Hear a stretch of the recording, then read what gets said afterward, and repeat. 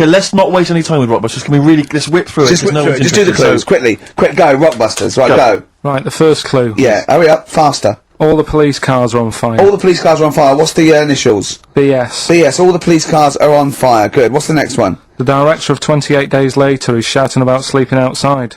Yeah. Okay. What's the initials for that? BB. Right. Okay. Okay. Yeah. Right. Go on then. He wants to be a sailor. Why is that? Yeah. Well, what's the initials there? B. Brilliant. Okay. Give them again quickly because I didn't quite catch the second one. So, but go from the top. All the police cars are on fire. Yeah. That's BS. BS. Yeah. The director of 28 Days Later is shouting about sleeping outside. Yeah. Okay. DB. Yeah. Right. He wants to be a sailor. Why is that? Yeah. B. B. Okay then. Brilliant. Okay. Now, Carl, you going to cheer up now? Email only. Ricky Gervais at virgin.co.net. Radio 1 Roadshow. Smiley Miley. Smiley mileage game. If anyone remembers that, I mean, here's a man, right, whose job, Smiley Miley was not a DJ, lest we forget. Smiley Miley was the guy that organised the vans that carried the equipment to and from the road shows. Because he was such a crazy personality. Because he smiled a little bit. Exactly. He got recognition, Carl. Longevity, lots of money, and lives where he wants to live. The town that he wants to live in. Why don't you just enjoy the town that you've chosen to live in, because it's so good? London. What towns have you been to? Have you travelled at all? I've been about a bit, yeah. Right, okay, then what towns did you like? Okay, forget Manchester, that's safe, you like Manchester. Right, I'll do the big three. Shouting. London, New York, Paris. Okay, you don't like London, even though you live here, got flats here. Good, excellent, that makes sense. Have you been to New York? Yeah. What do you think? It's an amazing city, isn't it? Like it. It's just noisy, it's smelly. Right, it's the city that never sleeps. Well, I'm not surprised with all the racket and that. Paris, the city of love, the most romantic city in the world. Not really. I remember seeing an old woman in McDonald's in there, and it put me off. That's where that thing happened, where the old woman was. What did it say? Tell us. We talked about it before. The old woman in McDonald's. Yeah, what happened? She was sat in the corner there with her legs open, no knickers on. All right. Oh God! That's Paris. Did that put you off your cheeseburger? Next city, where next? Have you been to, I don't know, the most beautiful city, Venice? Yeah, I've been there, yeah. It's good? No. Why? Because they sell it to you as if it is a romantic city. Where did you see it sold? No, I saw it on, when I was growing up, right? Remember 3-2-1 with Ted Rogers? Yeah, of course. It used to be one of the star prizes on there. Right. And they'd say, let's show you the video, let's see what you're going to, let's see where you're going to be loving it for a couple of weeks. And they'd show you this scene of, like, the gondolas, and all the city lit up at night, like a man and woman sat on a boat, loving it and stuff. Yeah. I went there, bin bags everywhere. Play a record! Yeah, it's a mess. Play a record. It's London. That flooded. is Wish You Were Here with Karl Pilkington. Alright. It's London. Stop on XFM. Carl's back. He's cheering up a little bit because I think he's vented his spleen a little bit on cities around the world that aren't as good as Manchester. So, is any of your family left in Manchester? Because they all moved away, didn't they? You came here. Your dad's moved to Wales, for Christ's sake. Well, your family are all around the... Brother joined the army to get anywhere. Just take me anywhere. I don't know where he is.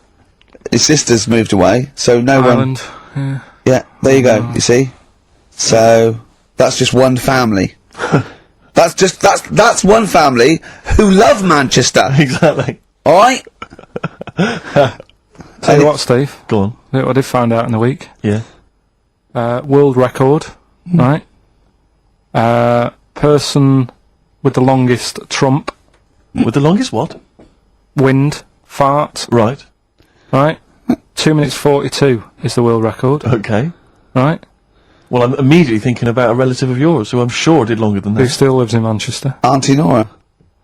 Now, Auntie Nora did it for 5 Reportedly, minutes, wasn't it? Starfighter for 5 minutes. But, unfortunately, she was the only person in the room. Whereas I think, which one's alive? Ross or Norris McWhirter? I don't know, actually. He has to be there. Yeah, I think he actually has to be He'd have present. to be there. Would you want to be there? Well, he'd have sort of equipment, looking at his watch, going, finish, he goes, yeah, he goes, well, that was 4 minutes, Did she go from like a size 10 to a size 6? Did she show some old dresses? like a hovercraft. Exactly. In a big dress. Yeah, Just slightly off. Yeah. So, it has to be invigilated. But again, you know, how was the Guinness Book of World Records one invigilated? I mean, who was supervising that? Who was He said, I can fart for 2 minutes. They went, well, we've got to see this. Went round, and he just probably let it rip. It's probably circular breathing. He's probably sort of sucking in air and swallowing it as he's going, and it's a continuous one, isn't it? It's not like, yeah. I mean, you know, that's how Nora's happened. Me auntie Nora, she had a little bit of wind. It went on for like 2.5 minutes. Sure. That's when she called me ma'am. As it was still going on. And said, there's something not right here. I'm leaking. She said, oh, can you send your dad round? You know, my dad. Yeah. Saying to me, ma'am. With a cork. And, with a lighter. Yeah. I think this would be the best one I want ever. to show the kids something. He said, I'll be there in a bit, get the windows open. But what it was down to, because I was talking to Is my she mum the and dad one with the about split it. tennis ball? Yeah. We're not talking about that again. I was talking to my mum and dad about it, saying, you know, why do you think it happened and that? And it's because she never chucks food away, right? And she'll sort of mash it all up.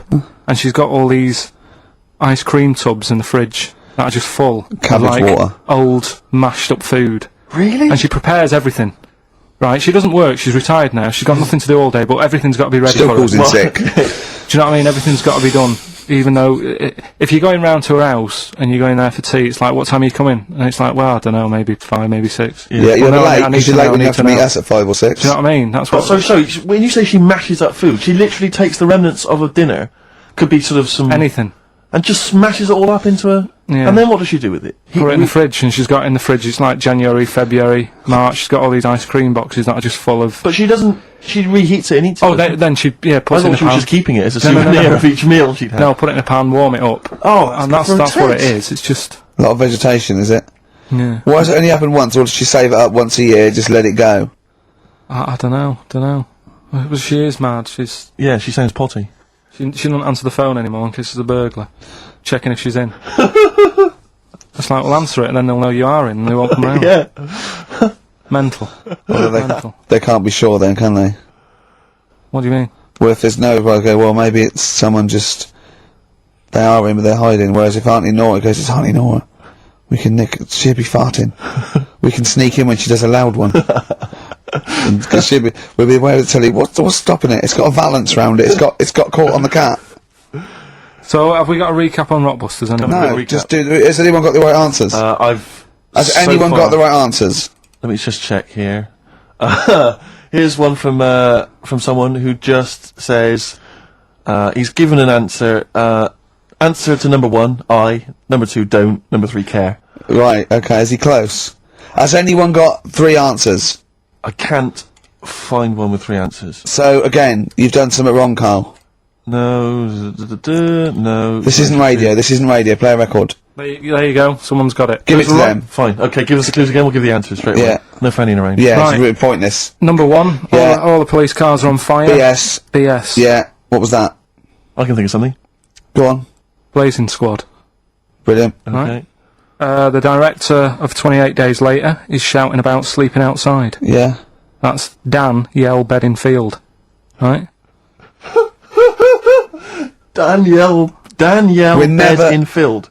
Right. We'll never let him do this again. I told you I washed my hands of it. I know, but I Why just do you thought... let him? Why do you... Because he was grumpy. But this is what happens. Look what's happened. Danielle Bedingfield. That's what happened. The director of so Danny Boyle, so Dan, right? All that for Dan, but shouting about being Dan Yell Bedingfield, right? What's the last one? He wants to be a sailor. Why is that? Yeah. Beyonce. What does that mean? Beyonce. He wants to be on the sea. Play record. You're never doing it again. You've just signed your death warrant. What have we You're done? never doing Rockbusters again. And if Monkey News is back, they would ban that as well. We've and we're unleashed it. serious this time. So Joe in Catford. Stuff off to you. Oh, I can't believe what we've done. He's even doing the shout out. Here you won. Well done on that. Hey, the fella, he wants to, join the Navy. Why? Beyonce. Beyonce. Knowles is his surname. Yeah. Midshipman Knowles. Now, Carl, we're going to do another edition, I think, of Wish You Were Here, because that really cheered you up, didn't it? So on. Where else you been? Have you been, you've been around Europe, haven't you? You've been to any hot country? You've been to Greece? Greece. Turkey? Done Turkey, yeah. Yeah. Been to Turkey. Little fellas. Little midgets working in the canteen in the hotel I was in. Okay. Hassling Suzanne as well. Okay. Have you been to Scotland? Once for the Edinburgh Festival. Go on. That's where I looked out in my hotel room, saw a traffic warden putting a ticket on some bin bags. Brilliant. Because they'd gone into the road. So that's Turkey, Scotland. What about places here? Have you been to the West Country where we? Have you been to my neck of the woods, Bristol? I've been. What else is around there? Bath. Been to Bath. Yeah. Yeah. What do you make of it? Once you've been, probably don't need to go again because it's sort of old and they don't change anything. Okay. Do you know what I mean? That'll be the Roman spa he's talking about. Right, I think. What about Brighton? Gay people. Right, okay, thank you. Next week on Wish You Were Here, we'll go to some other places where there are gay people. Fascinating. And Brilliant. Another extraordinary insight there. Carl, could we have some monkey news? Well, just before we do monkey news, right, can I do a little psychological test on you? On me? Yeah. Okay. It's brilliant, this. Someone emailed it in. Brilliant. Right. Little story with a question at the end. Okay. Right? Right. This is going to be so annoying. No, it's not, honestly. Well, it is, because you're going to think it's science and it's going to be trite. Alright, well... Go on. Right, little story first, right? There's this funeral, right? And this girl was at a funeral. Same funeral? Yeah. Right. It was a mother's funeral. Oh, yeah. Right? She met this fella who she didn't know, right? But she thought this fella who she met was amazing. She didn't know him, right? But she thought he was brilliant, right? Like a dream fella. Right. And she fell in love with him, right? But never asked for his number, his phone number, right? And she couldn't find him. Now, a few days later, the girl killed her own sister, right? Yes. Question is, why did she do that? Okay, well, it's one of those stupid things then, isn't it? So, it's not logic, it's what am I thinking? No, it's not. Seriously, it's a proper, it's a proper real mental logic. test. It's a proper mental test. A mental test. It is a bit mental. So you understand the story, yeah? Kind of. Let me just get it right. So there's a funeral. A girl goes to the funeral of her mother. Yeah. She meets the guy, or she meets the guy at the funeral. She meets the bloke. He looks alright. I fancy a bit of that. Right. Has a chat with him. Yeah. But doesn't get his name, doesn't get a phone number or anything. So to cut a long story short, the things we were asked, right, so the reason she kills her own sister, is this something to do with finding out something about the man she met? Well, just answer the thing. Just, why do Oh, okay then. I'll answer it then. She went mental. He was a spy called Derek. What do you mean, just answer it? Anyway, I'm testing Steve. Right, well, she killed her own sister because her sister had stolen some money from her and was sleeping with her husband. Is that it? Well, I don't know, Carl. It's an answer. It's an answer. What's the answer on the paper? So... Well, come on, Come on! Well, the answer is... No, an answer is... that she was hoping that the guy would appear at the funeral again. He'd go to the funeral. Right, that's not a proper psychological test. It's one of those stupid little shitty things. It's like a man goes into a field and dies. Why? His parachute didn't open. That's what I'm thinking. I'm surprised you learn anything. Oh, Honestly, I love that. I'm surprised you Romeo learn and anything. Juliet. Oh, Juliet's a fish. It said she was hoping that the guy would appear again at the funeral. If you answered this correctly, you think like a psychopath. This was a test by a famous fella, right? Who used it on killers, and most of the killers got the answer right. Did you also think that? Was that the answer you gave when you first read it? No, I didn't know. But I wondered what you would have got. Good, so that's proof I'm not a psychopath. Yeah, but that's the point, but it's a psychological test for looking at something very, very specific. What's up with that? Well, what was the best that could happen? That he'd got it right, so he is a psychopath. What annoys me is you're not happy with that test, but before you wasted 3 minutes trying to balance a pear on my head. What were you getting out of that? Let's play a song and have some monkey stuff. Joe Jackson, is she really going out with him on XFM? Right, it's the time that most people, I imagine, have been waiting for. Monkey news. Play the jingle. Okay. Oh, chimpanzee that monkey news. Right. Come on.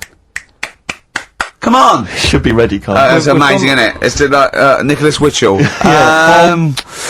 The bomb. No, that's not the first. Come on! No, it's always difficult, isn't it, to sort of find something that's good each week, right? Last week, we did the chimp. It is for us, yeah. We had the chimps who were running a health spa.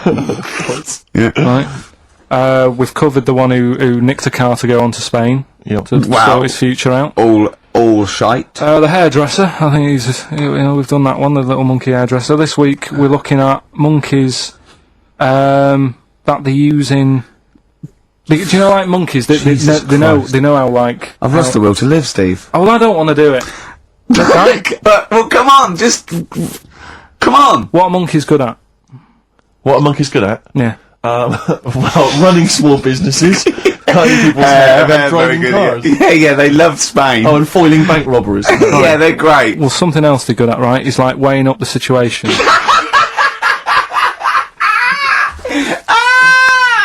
Oh God! If you stick them in like a field with loads of like obstacles on it, right? They're good at sort of I can get over that and I climb over that. I'll swing from there to there, that sort of thing, right? Okay.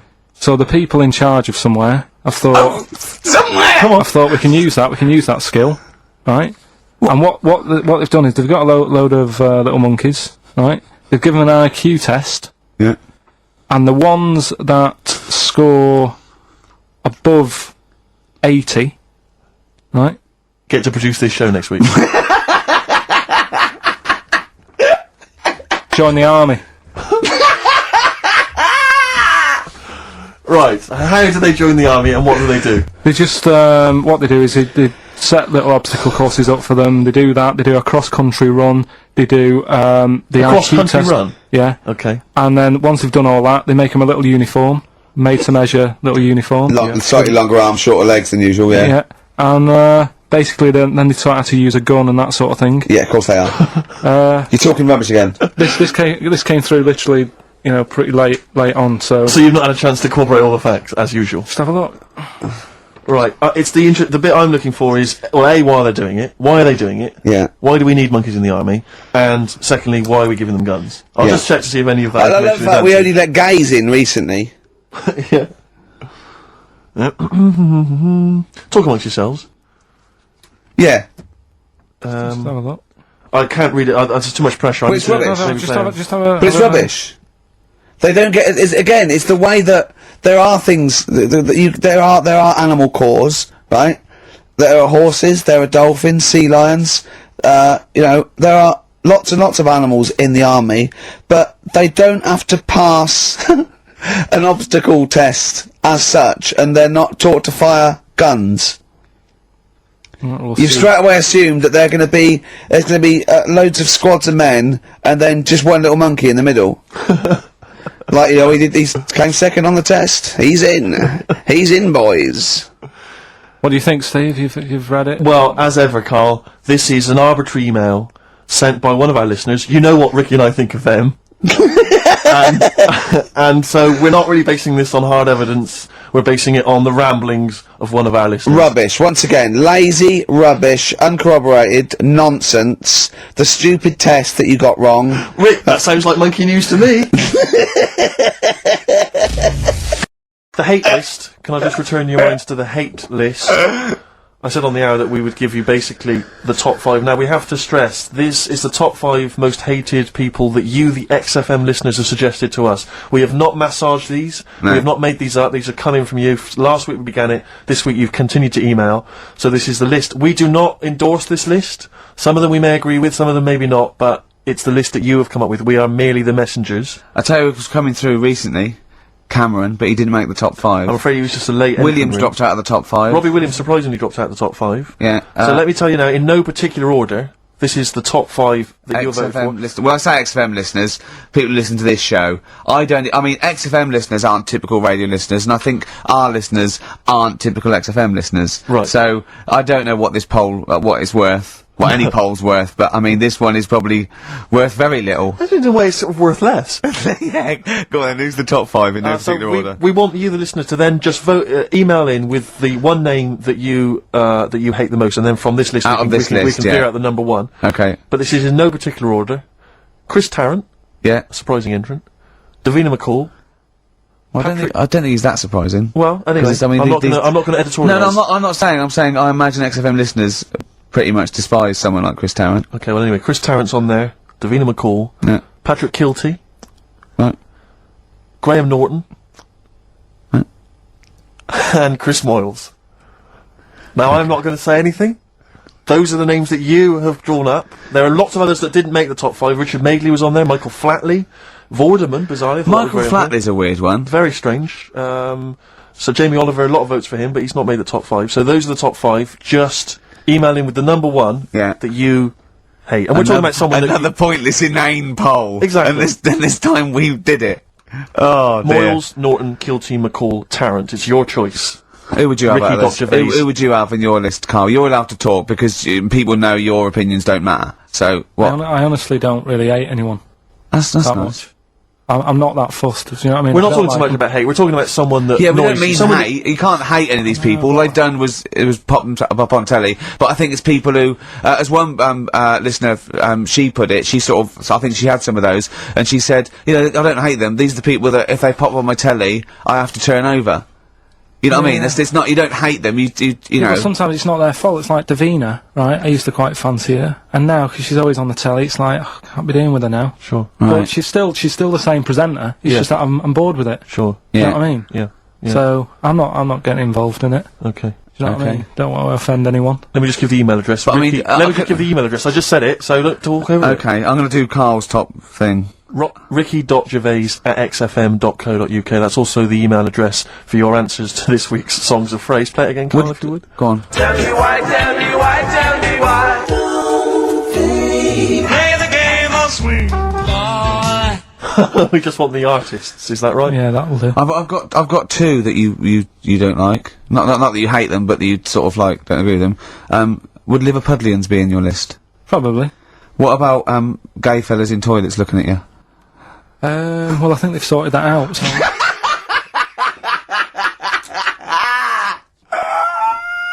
One of the prizes this week in Carl's goodie bag features this song. Play it, Carl. The Monkees. Pleasant Valley Sunday. God. Karl Pilkington. This show is monkey heavy, isn't it? It is monkey heavy. Carl, if you were president, would you sort of make it compulsory to maybe have a little monkey? Everyone has a little monkey of their own. Little chimps out and out, old age pensioners. It's not a bad little, It's funny, you know, because there was, a story the other day, when I was looking for monkey news. Right? There's a story about a couple who couldn't have any kids, right? There's something wrong with them, but they really wanted a kid. And they got some, dodgy email address where they could buy a baby online, right? It was someone who would have a kid, and you could buy it for $3,000 or something, right? Yeah. So anyway, they got picked, and they're like, brilliant, there's the money. Got the baby and everything, they were loving it. You know, playing with it and stuff. As it got older... Feeding it. It got airier. Oh, shut the oh, Carl! Turned out they'd been sold a chimp. You maniac, you stupid mank twat. How Don't on earth? talk shit. That is as if they what? didn't know it. Oh, don't talk. Are you mental? You I love the fact stupid. that didn't make it into monkey news. I know. Yeah. It's a bit sad though. We don't like to bring bought the feature down. Yeah. But and how long was this into? It got hairier. They're born hairy. They're not born like humans, then develop hair because they go, hold on, we better get the chimp stuff kicking in now because we're in the jungle. School photograph. They were like, hang on a minute, it looks a bit weird. Oh, you are just the rubbish. Mad, innit? Mad, innit? Mad, innit? Imagine, oh God. But Just anyway. imagine if he was in charge. We did put him in charge of the country. Terrifying. Wouldn't that be amazing? Let him run the country. Just for a week. Or the mayor. What would you do if you were the president or the Lord Mayor of London or the Prime Minister Carl? I wouldn't do it like he's going to be offered it. It's a hypothetical question, Carl. No, but Suzanne was, my missus, if you're a new listener. You keep her, sure. Yeah, help her. She was watching the news, trying to follow some heavy stuff. And I'm like, The weather? What? Do you know what I mean? I just was like bored and I was reading about that mouse that had an ear on its back and stuff like that. So she said, well, you take notice of this. Should be, you know what Ricky and Steve are like. They try to teach you stuff and you don't even want to learn. So to try and get me interested in it, she was like saying, what would you do if you're president and stuff? Yeah. And I can't be doing with any of it. What did you come up with? You must what would have. your slogan be? What did you come up with? Did you come up with anything? I had a little the design of it, right? I said I'd have like red and blue, sort of. Do you know what I mean? Both sort of major sides into one. Well, that's broken the back of it. That's a pretty good manifesto so far. Anything else? What's on the second page? I had like KP looks after me. That would be the badges, would it? Yeah. That's good. I'm a KP nut. Yeah. KP looks after me. Yeah, brilliant. That's about as far as I went with it.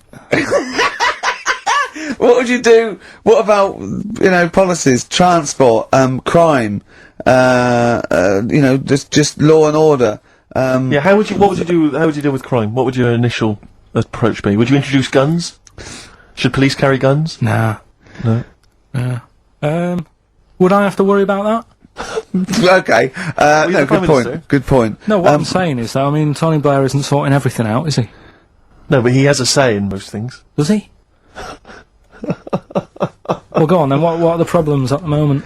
What need sorting out? Well, generally, what's the best way to combat? Would you bolster up the prison system? Would you introduce more community service? Would you go harsher for say I don't know drugs? Would you go harsher or less harsh? There's pros and cons to both, isn't it? Because of course you can't see to condone it, but some people, you don't want to go through the court system and cost taxpayers thousands of pounds of money for someone, I don't know, the difference between smoking a spliff and dealing crack. Do you know what I mean? You have to all these things. Have I lost you? Yeah, I'd just think about it for a bit. Do you know what I mean? Brilliant. You'd think about it for a bit. Yeah. Probably ask Suzanne. Do you know what I mean? This is amazing. Get her help on it. Yeah. What about the foreign situation? Would you have supported Bush in his war on terrorism? You're aware of this war that we had recently? Yeah. Sure. I mean, if I was new, though, couldn't I just say, look, new slate. Do you know what I mean? Let's start again. Yeah, right. Of course you can. I'm in charge now. Let's see if we can sort this out. What would you do then? Then see what happens. Just Brilliant. Suck it and see. Brilliant. This is excellent. Now, this is not really your jurisdiction. This is not really your area, but I imagine you'd have some powerful friends who might have a say in it. Go on. Yeah. What would you do about single-sex marriages? Same-sex marriages? See, this got Cameron. I thought Cameron had blown it on Big Brother because they said, what do you think about gay fellas getting married? And he went, no, in the Bible it says, a man and a woman. And I thought, he's put off a lot of... Yeah. I don't think many Christians tune into Big Brother, but we know the gays love it. Yeah. They love Big Brother, don't they, the gays? Yeah, so interesting. But what would your take be on that, same-sex marriages? And then what, having a kid? Well, just let's start off with, you know... That's alright, isn't it? Do you know what I mean? Just let them get on with it. If it's not affecting anyone else. Sure. Yeah. Sure. Right? But it starts getting tricky. Right. When you get a kid. Okay. Go on, why? Well, it's just tricky, innit? Do you know what I mean? Well, yeah, you could be right. I'm not giving any... I mean, we're not... There's no right or wrong answer. It's alright if you were if you lived in the jungle, right, with no one else, right, and you just had these two fellas, right, looking after you, but because you got no one else looking in on that saying, oh, you're a bit weird, aren't you? Do you know what I mean? But as soon as you come why have they got married? Do you think that gay people turn to a bloke because they couldn't get a woman? If there's two fellas go away and they're in the jungle, they go, we're definitely not going to find a woman here. We might as well bum. That's not how homosexuality starts. People don't. It makes you wonder. No, it doesn't make you wonder. Gays don't go, well, I'll tell you what, I haven't seen a woman I fancy yet. I'll try a bit of knob. No. But what I'm saying is, right, if you're brought up in like a little jungle, right? Yeah. How are you brought up? Someone just puts you there. I don't know what this is about. Steve, I can't be bothered running the country. I'm fascinated. I can't be bothered running the country! Like, I'm too much trouble for you! KP takes care of me. Alright, fair enough. What I'm saying is, right, if you're brought up in a jungle... Yeah. Right. What do you mean brought up? Just let him finish. What does he mean brought up, though? Like Tarzan. You've got to tell me what you mean by brought up. Wolves, chimps. What? Right, well, there's a good example of what I'm saying to you. Right. Right, what I'm saying is, there's a fella, right, he's brought up in the jungle. Shut up, just let him finish. Let him finish! There's no women about, he doesn't know about women, he doesn't understand what women are. Right. Right? But another fella walks in the scene, Yeah. and he gets pally with him. What does he talk about? Then they've both got needs. This scenario is ridiculous. How has he lived? Or do you know what's his reference I points? can't be bothered with this. Honestly, Saturday should be, day off and that, not worrying me about problems. Oh God! Fallen Angel on XFM 104.9. So there we go. Karl as president. He's still confused, aren't you, Karl?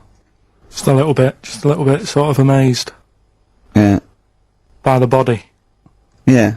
You're in awe of it, aren't you? Just the way. I'm amazed how two people can buy a baby on the internet for £3,000 and not realise it's a chimp till it goes to school.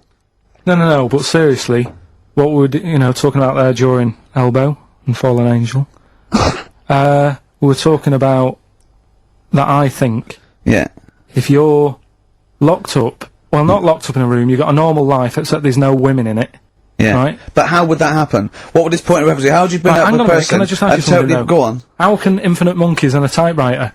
Right, again, I've told it before, right? That is not, you don't actually have to test that model. It's basically a model for that explains the nature of infinity. Okay? Yeah, but I've told you before, it works because of the definition of infinity.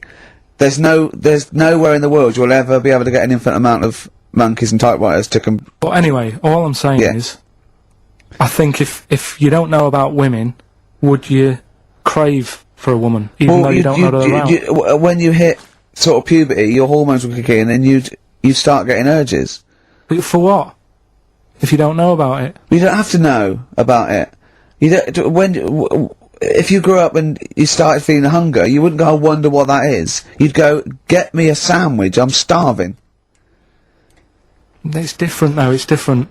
But I'm not, but we're not saying it's all hardwired or people can't change their natural state. We do it all the time. We fight nature all the time with conditioning.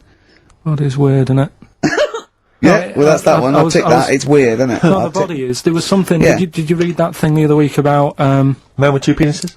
No. We don't need that. We don't. Need lawyer who got in office realised he was actually an orangutan, and they just shaved him, put a suit on him, from Hugo Boss. And the funny thing is, he won the case, and the judge said, "Well, don't send him back to the jungle. Let him set off on his own. Budget, wibble, and podge." You'd make the best judge in the world. No, there was a fella. Here's a banana. There's a fella who was in a coma for 20 years. Just they kept like taking him through like the normal day. They take him to Alton Towers and stuff. Doesn't know anything about it. Just kept going through the motions. Don't know if they kept charging him. Kept putting him through all that. He eventually came out of it. 20 years. And went, stop taking me to Alton Towers, it's shit! I just thought, imagine how much post making, How much post?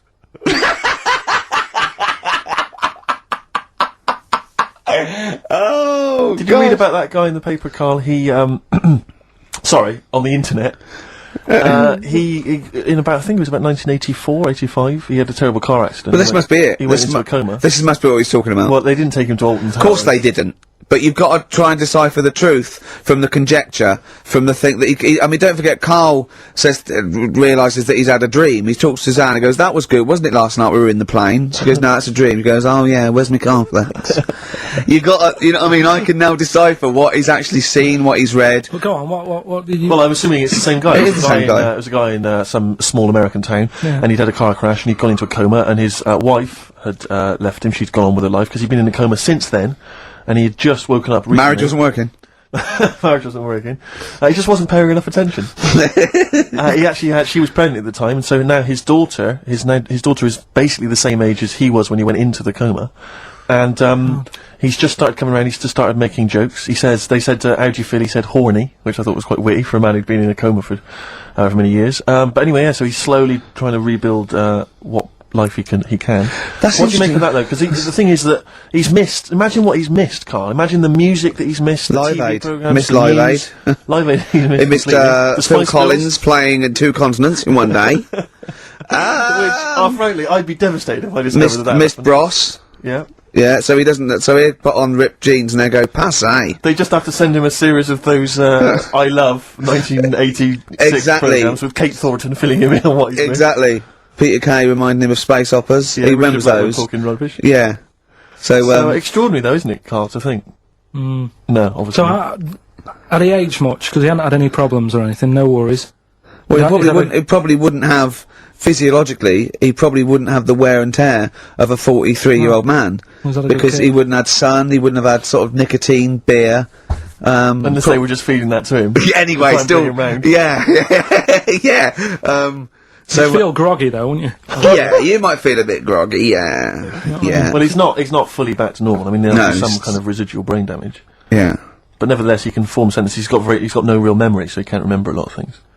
It was just when I saw Carl, it. have you been in an accident? So are we giving the answers out for what's the name? Oh, later, play a tune. I'm Yeah. bored. What's my name? Long time ago. It was indeed. 10 years ago. XFM 104.9, Ricky Gervais, Steve Merchant, Karl Pilkington. Songs of Phrase. We've had very, very few entries. I really think people aren't interested. They really have just given up. I mean, seriously, Carl, That's the one thing. That's the one thing you contributed to this show, Carl, and it's the weak link. I the think missing link. in the chain, the missing link. Oh, do you reckon there is one, Carl? Do you reckon they'll ever find the missing link? Wandering around Manchester. Wait a minute, Carl. The stats then. Let's have the answers, if we can. Right, it was Well, let's specials. play it once more. Alright. Tell me why, tell me why, tell me why. Specials. Yep.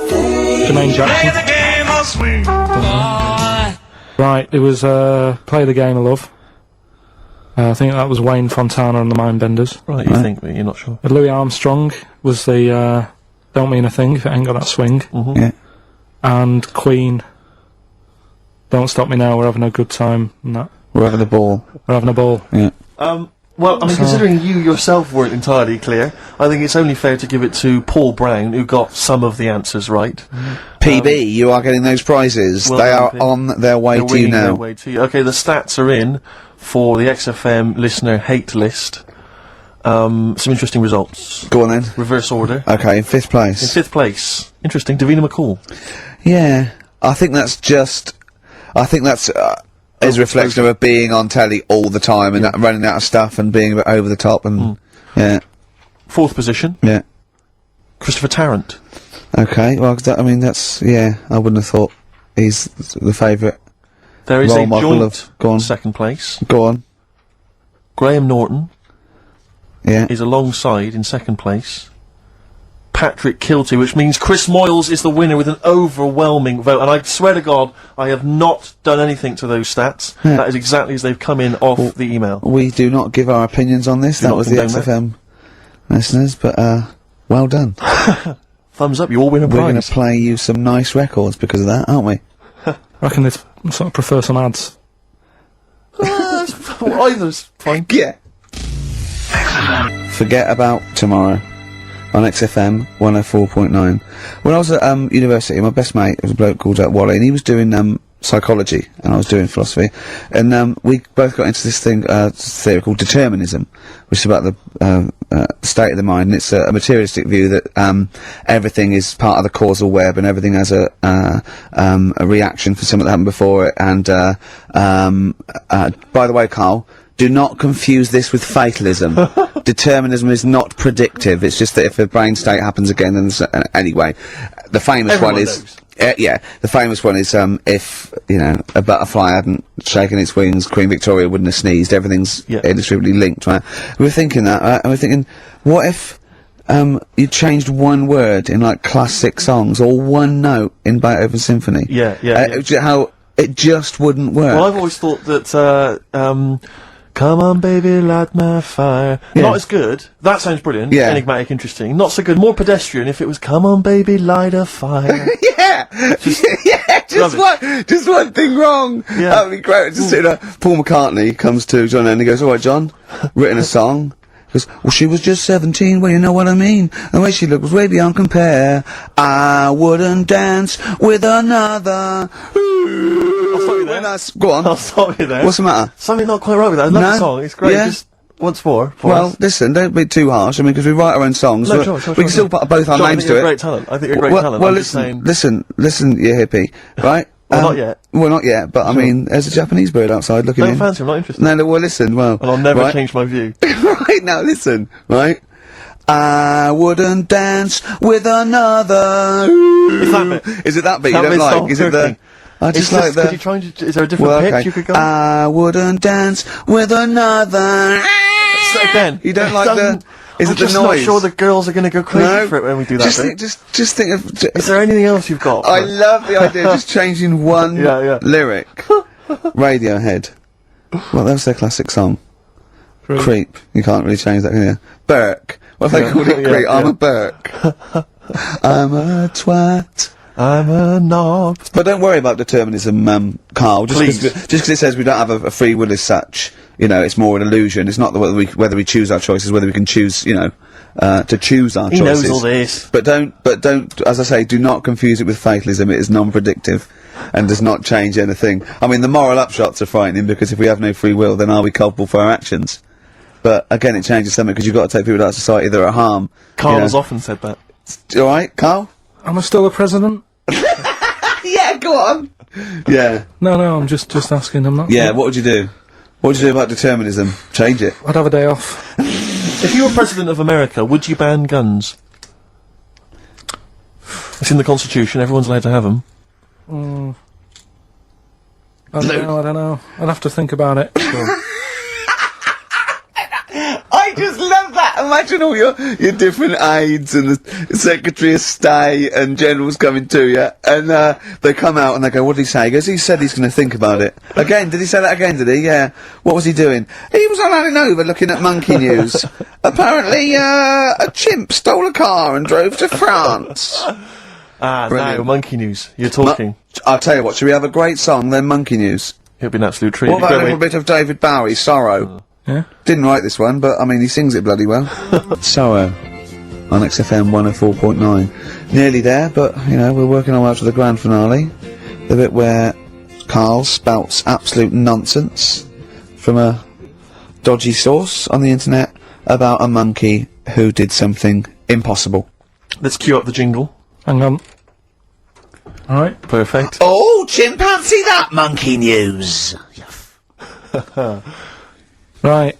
Let's have a look. This one's from some woman, right? Yeah. And she was taking part in the London to Brighton bike ride, right?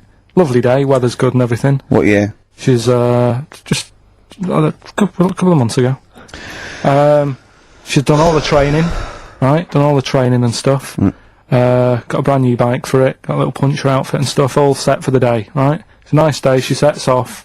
They all start pedalling and that on the way to Brighton, right? So she knows the route and that. Got a little headphones on, cycling along. Suddenly, right, okay, I'm sorry now. If a cyclist overtakes her and it's going really fast and it's sort of hunched over, but it's got like lots of cycling gear on and a helmet and goggles, and they can't tell what it is, but they just know it's like a little hairy fella who hasn't bothered shaving his legs, which is weird, isn't it? Because cyclists usually shave their legs, and this bloke had really hairy legs. But and it won. They gave it the medal. It won 3 years running. They gave it the key to the city. It had its own game show, and then someone said, "Hold on, though, this fella's all hunched over, and he's only 3'5", and his arms are longer than his body. It's a chimp." If it goes anywhere near that, we're never doing it again. more monkey news next week. She's cycling along. So anyway, she's cycling along, right? And this tricycle. I couldn't predict that. There's always one element you can never anticipate. Yeah. Got a kiddie's tricycle with a little kid on it, little hairy kid with a helmet. Okay, just go on then. The tricycle comes Whizzing past, him. Strong legs, don't they, chimps? So she's thinking but didn't get a chance to see the thing. Oh, yeah, couldn't quite see the cyclist! Oh, God! You bald mank git. Go on. Yeah, research scientist Karl Pilkington. So anyway, she gets to the end line, right? And they got talking. It was a nice day, nice race and all that. So, did you see a little thing on a tricycle? Thing? Well, a person, surely, just a human. Did you see that? No. Did you see that bloke on the tricycle? So anyway, turns out. Yeah. Well, what did you say? Thing? Well, no, there's no suspicious. I mean, what did you say? Did you see that fellow on a tricycle? Anyway, so it turns out. Go on.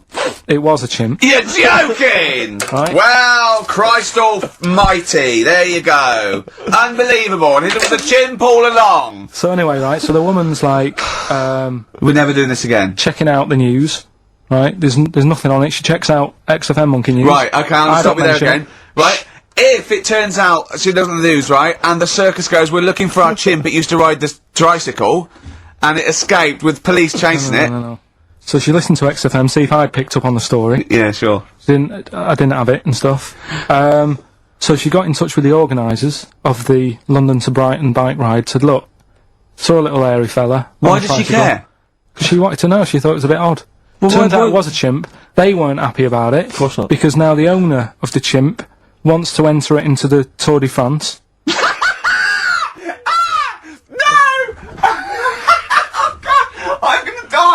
Oh God! In 2005. Now, a couple of questions. I trust you'll be able to answer these. Oh God! Steve, help me out. How did it get hold of the tricycle? I don't know. Okay. Okay, no, that's fine. That's not an important point. Like, that's important. What's the matter with you, Steve? He doesn't know that. How did it know to... well, firstly, how did it know which way to cycle, but more importantly, how did it know there was a major bike ride on Just following the crowd, Steve. What's the matter with you? The owner of it had trained it and stuff. No, he hadn't! It had already done the run beforehand, before the big day. No, it hadn't. Like I say, it wants to do the Tour de France in 2005. No, it doesn't. But there's something about animal rights. If they don't let it enter, they can kick up a bit of a fuss. The animal rights is that it's cruel to make a chimp ride a bicycle. Not if it wants that it's to. prejudice that it'll go, is it because I is hairy? You idiot! Right. So. Wow, that is the worst. That is the worst one yet. Absolute twaddle. Absolute rubbish, Carl. Have you got a tricycle? Unbelievable. Steve Merchant. Hello. Karl Pilkington and everything. No, I'm going to be honest with you. Go on. A little bit hungover, don't feel very well. Yeah. I don't know if I'm hungover or still a bit drunk, but I don't feel... You sound like you're still a bit drunk. Yeah, so what I'm worried about... you do every week, so... But what I'm worried about is that the standard will slip. Yeah, sure. if I'm not right on the ball. And the other thing is, I haven't had a lot of time to prepare the show today. Okay. So, I don't feel, you know... 100%. Yeah. I haven't done it. Carl. Right. Look. Have you finished that sentence? I don't make me laugh because it hurts as well. And there's the other side effect to me being a little bit hungover or drunk or whatever, right, is that I can be annoying. Right, yes, yes. Because just to amuse myself, I sort of like turn my body off a little bit and just poke and like that and annoy people and that. I want to sort of like... Well, you do the physical equivalent of freewheeling. Yeah, don't yeah. You? You just I sort of want to climb on Carl and go to sleep on him. Yes. Do you know what I mean? Yes. They both annoy him and it'd be comfortable. Yes. Yes. Which is, you know, can be annoying. Just a little thing just to make this show a bit easier. If you'd put your hand up when you want one of us to speak, because it's not quite, I'm not quite sure when the sentences are finished. The hands are up. Okay, good. So, the hands are up. Okay. Okay. Good, alright. Okay. Are you gonna just keep them up for the rest of the show, or? No, Carl, do what you, huh? Good, alright. Do you want to, I mean, is there an excuse as to why you're a bit hungover? Too much wine. Okay. Last night, yeah. Yeah. Good, good. Thanks for that. Because this is the only work you've got to do all week, isn't it? It's like, unless I'm very much mistaken, you don't have to do anything. You just sit at home eating cheese. Yeah. Then occasionally you do a bit of sort of shadow boxing. And that's exercise. And then you sit and watch TV. Yeah. Is that roughly what you did this week? Yeah. So this is the only 2 hours you had to do anything for all week. This is you had to prepare for this. Yeah, but who can plan a hangover? Right. You know, you'd think, Carl, you said you had some stuff. Yeah. What have you got? I love the fact that, whereas I was a little bit slow, Karl there leapt into action to keep this show afloat, keep the pace up. Go on. Right, well, Karl, are you hungover as well, or? I'm just a bit annoyed because I'm with you. Do you know what I mean? He hasn't got much to do all week. You're having a laugh. What? What angers me is I kind of hope that maybe I could have quite a long career in radio, and I sort of feel like I don't know, the word sinking ship. Those words spring to mind. But because it feels like, I mean, Karl, you're just a chancer anyway. You weren't even supposed to be on air, and we've made you into something of a household name, and that's cool. Household name. And Ricky's already a celebrity. He's got it stitched up. He's got corporates. He's got, you know, voiceover work. But I've got nothing. I'm running on empty. I'm not, nothing. I've got nothing. I'm sort of dependent a bit on this. Yeah. Financially. And, go on then. What and you two are sort of bringing it down, really. Right. Do you reckon I can get my own show, Karl? Karl. Tell them what I did out there with a bit. No, Karl, tell them how funny I was out there with a bit in that a minute ago. So anyway, come on, right? I'm bored of this. I'll tell you what. will we tease them with what we've got coming up next? Yeah, Karl, tease us after the next record. I think we've already got them for 2 hours. Yeah, we've hooked them, Karl. Don't worry, this is textbook radio. What's this? Badly Drawn Boy. Yeah. Badly Drawn Boy. You were right. XFM 104.9, Ricky Gervais, Steve Merchant, Karl Pilkington. Karl, you were saying what's coming up? Right, over the next 2 hours then, last week, was a bit of a mess. Don't be silly. So I've sorted it out. We'll be doing the same features. Right. We've got, I think that was the reason it was a mess, if I'm honest. Well, you've tightened the ship. Tightened it up, and also keeping people for longer. Okay. Right, So- tell me your plans. What have you come up with? Tell me your ethos behind this then. Right. Always show your workings, Karl. Always show your workings, Karl. Alright then, so, last week we started good sort of play on words that we had going. Go on. The well-known film Educating Rita. Yeah. That's become, thanks to Karl Pilkington's brain, it's become... I've tweaked it a bit, and now it's Educating Ricky. Brilliant. Right? And that was a new feature we started last week, if you weren't listening, where I teach Ricky stuff. What did you teach me? Taught you about that little Chinese hairy kid. Yeah, you didn't teach me anything. You said there was a kid that was born that was slightly hairy than other Chinese people. Where the saying "chewing the fat" came from. I enjoyed that was good. That was interesting. Good. And a man who had a beard because he was being abducted for 3 days. Again, that was rubbish. Lest we forget. That taught me more about you than about alien abduction. But what happened last week is, go on. We sort of talked about it all in one go. And you can't... Whereas this week you've done what? You've spread it out over the show. Well, I've spread it across the 2 hours, because I always found that if you try to be taught too much in one go, you just can't take it in and it'll be wasted. Is that your experience of school? Yeah. They taught you in 3-minute bursts. Yeah, and not every day. Yeah. Every other when month. you felt like it. Yeah. Right. So that's what we're going to do. Right. So we've got Educating Ricky coming up. That's Educating Ricky across the 2 hours. Okay, look forward to and that. what I do is, I've made little headlines again, and you decide which story you want to go for first. Well, give me the first headline. No, not yet. We'll do that in a bit. Give me a teaser. Hang on a minute, I'm telling you what else. Oh, yeah. We've also got, we started it last week, Rockbusters. Oh, yeah, that was a triumph. Yeah. I think we went wrong there. Why? By letting you do it? Doing it on air? Not thinking it through. Yeah. Bit of that. Okay, so what's the rules on Rockbusters? We're gonna do Rockbusters, okay. but you email in ricky.gervais@xfm.co.uk when you know the answers, okay. Right? And sort of round near the end of the show, right? Yeah.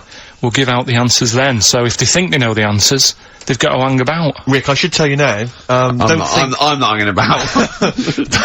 don't think that the listeners are gonna go away empty-handed. I was worried about that. I can tell you where, and don't worry, because, Karl has sorted out some top quality prizes. Good. First up, this is stuff that people can win, and be excited about this. First up, it's a DVD of The Office. I don't know how he got hold of it. I don't know how he got hold of it. Because they are like gold dust. Yeah. There's, this is the second gift. Now, bear in mind, I don't know where he's rummaged that from. This is an XFM compilation album. Oh, he's managed to sort that out somehow. Excellent. I don't know how he sorted that out. Yeah. There's another compilation album, which has got, some sort of, indie-type hits of these. But this is possibly... Have you got a film to give away? Well, I'm glad you've asked. What film, though? Because I know you're a big fan of DVDs. It's one of the big hot releases that everyone's keen to get their hands on.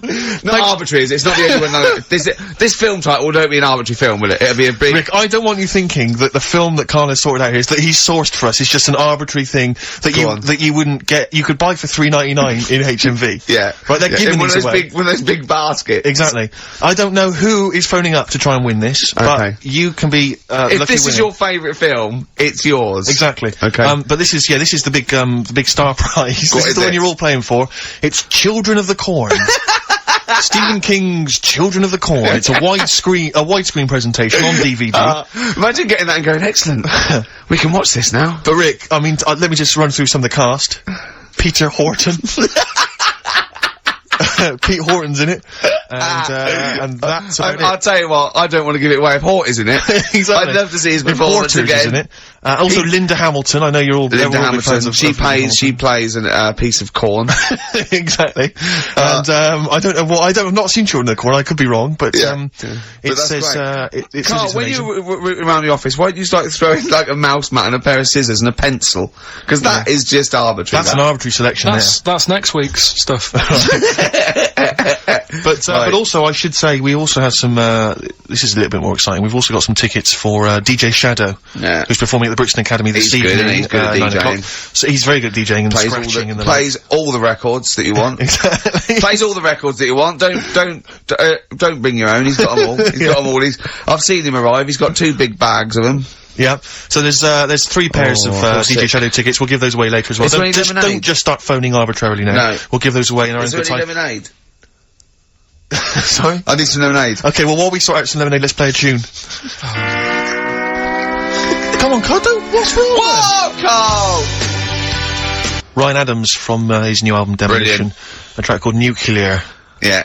I've found a new way of making it more exciting. When you're talking about something, I'll go, yeah, brilliant, agreeing with you. Okay. Making it all interesting. Yeah. I can see that, yeah. Yeah. Well, it's a really good album, that. Yeah.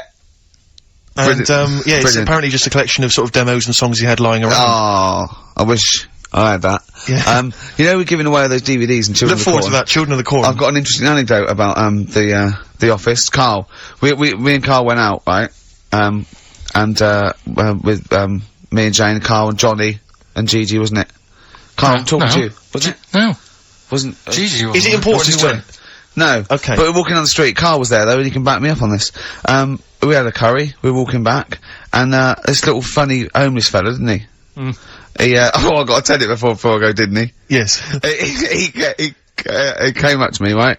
And he recognised it. Talking's more difficult than you think. Right? And he came up to me and he went, he said, I've just nicked 5 of your DVDs from HMV. And he shook my hand. He was so happy with it. And I went, right, excellent. He went, all I do is I just swing the bag over the top. Like that, when I'm going out. And he had a bag full of DVDs, didn't he? And he was so pleased to tell me that he'd stolen. That great. He said they're going like hotcakes. Yeah, he said they're going like, of course they are! Yeah, you're nicking them. I know. We get paid for them though, don't we? So not the stolen ones. Don't we? No. What do you mean? Did you sign them for him? I know you idiot. What, so, he just nicked 5... Yeah. Well, you say he was homeless, was he? Well, don't know, maybe. No. Surely, how would he have seen the show? He'd just walked past Curry's one morning. Dixon's. Yeah, that's any idea. Seen a trailer for it, thought, interesting. I don't know if he was homeless, I didn't go into his home life. He shook his hand though, and... But he made Carl look smart, do you know what I mean? So, but he wasn't northern, was he? No, he was like, do you know in the Fast Show with Paul Whitehouse, when he did that character, that shady character? Yes. The spit of that, like a ponytail, t-shirt on, a bit too big for him, and just the movement and everything, really like a cockney, little cheeky chap type person. A little cockney cheeky chap. And, he just said, it's you. Said, you got your DVDs, got 6 of them from HMV, going like hotcakes they are. And then off he went, whistling. Yeah. Well chuffed with himself. Yeah. Going like hotcakes. What's he gonna do with them then? Probably sell them. Yeah. How does he sell them? Where does he sell them? Does he go up to people and go, do you want an Office DVD? They're not nicked. Yeah. 4 quid. Yeah, exactly.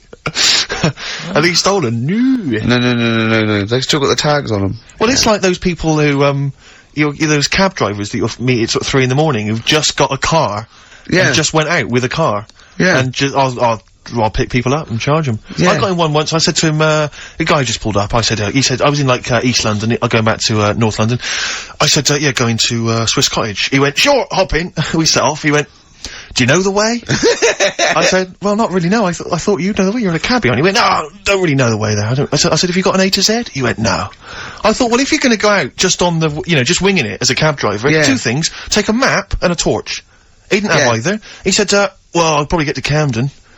I said, right, I'll direct you from there. Drove on for about 5 minutes, making conversation. About 5 minutes later, he went, do you know the way to Camden? I thought you knew the way to Camden. I don't really know the way. I thought you would. Oh. It was I mean, let me out. You know, £4. Exactly. And that's, I don't know who's got that sort of time on their hands, that they just think, it's 3 in the morning, I'm at a loose end. I think I'll go out doing a bit of cabbing. Wow. Yeah. Because your dad was a cabbie, wasn't he? Yeah, he was, yeah. Couldn't stand it, but it's good money. He was he wasn't like a chancer, though. What was he doing when he put that little Forrest Gump in a wheelie bin? That was part of the cab company thing. They had to do like a charity event once a year, and he did it one year. Never asked him again. Tell us the story again. No, I'd rather not, because we got a few sort of complaints about it. Why? Why did you get complaints about it? Because he put a kid in a bin, and it's not the thing to do. But we could use it as a sort of sobering lesson for people. Yeah, tell it like a, you know, you shouldn't do it. No, yeah, but that's how I did it last time, but people still didn't like it. All the stuff I tell you, we don't take the mickey out of people on purpose. No. It's real life, innit? And that goes on in life. Yeah. My dad was saying that in hospital, though. Do you know how he's in hospital? Yeah. You know, he did some jokes about old people and that, and he said, at the end of the day, if something makes you laugh, it's funny. And if it makes you laugh, you can't help laughing, can you? Do you know what I mean? So, what are you meant to do? And laughing's good for you. Yeah. So, but being laughed at isn't as good for you, is it? No, but there's probably more people laughing at one person, so if you balance it out, there's only one person who's upset and there's a bunch of people laughing. So, it's Jesus! Give me an example of that, give me an example. Well, for instance, Karl Pilkington as he talks and the people listening. Yeah, no, give me an example of like, so, you know. I can't, because again, that's what I'm saying, I can't tell you the story, because there might be someone out there who, this person might even be listening and think, I forgot about that and you brought it all back to me. Yeah. So, I prefer to leave it, but I think people know— Why did he put him in the bin in the first place? Because he was getting out of hand. What was he doing, though? You see, I can't explain. You can! Don't be silly! I prefer to leave it, honestly. What was he doing? Was he annoying him? He was annoying my dad and the other people in the cab. Right. And he thought, how can I deal with this before it gets too out of hand? Yeah. He pulled over and put the lad in a wheelie bin. I'm gonna burst! So we'll leave that. Yeah. Yeah. Right. How old was the kid? I'm not sure, but I mean, it was a trip to sort of Blackpool, so I'm guessing— Do you think it was one of the rides? 17. This is rubbish. 17? Yeah. Oh, he's quite an old lad then. So, a big lad. Yeah. But let's did he pick him up? He picked him up and put him in a wheelie bin. Every time he says it, I like it. And then on the way back, he got him back again. He said, right, you won't do that again. On the way back? Yeah, he left him there for a bit. He left him there, what, they went to Blackpool and he left the kid in the wheelie bin? Yeah. Did he? Yeah. What, was the kid in the wheelie bin when he drove back? Yeah. Did he not get out? No, because how do you get out? It's tricky, innit? And he wasn't a normal kid, was he? Let's leave it. He wasn't a normal kid. Right then. So, Is your father in prison?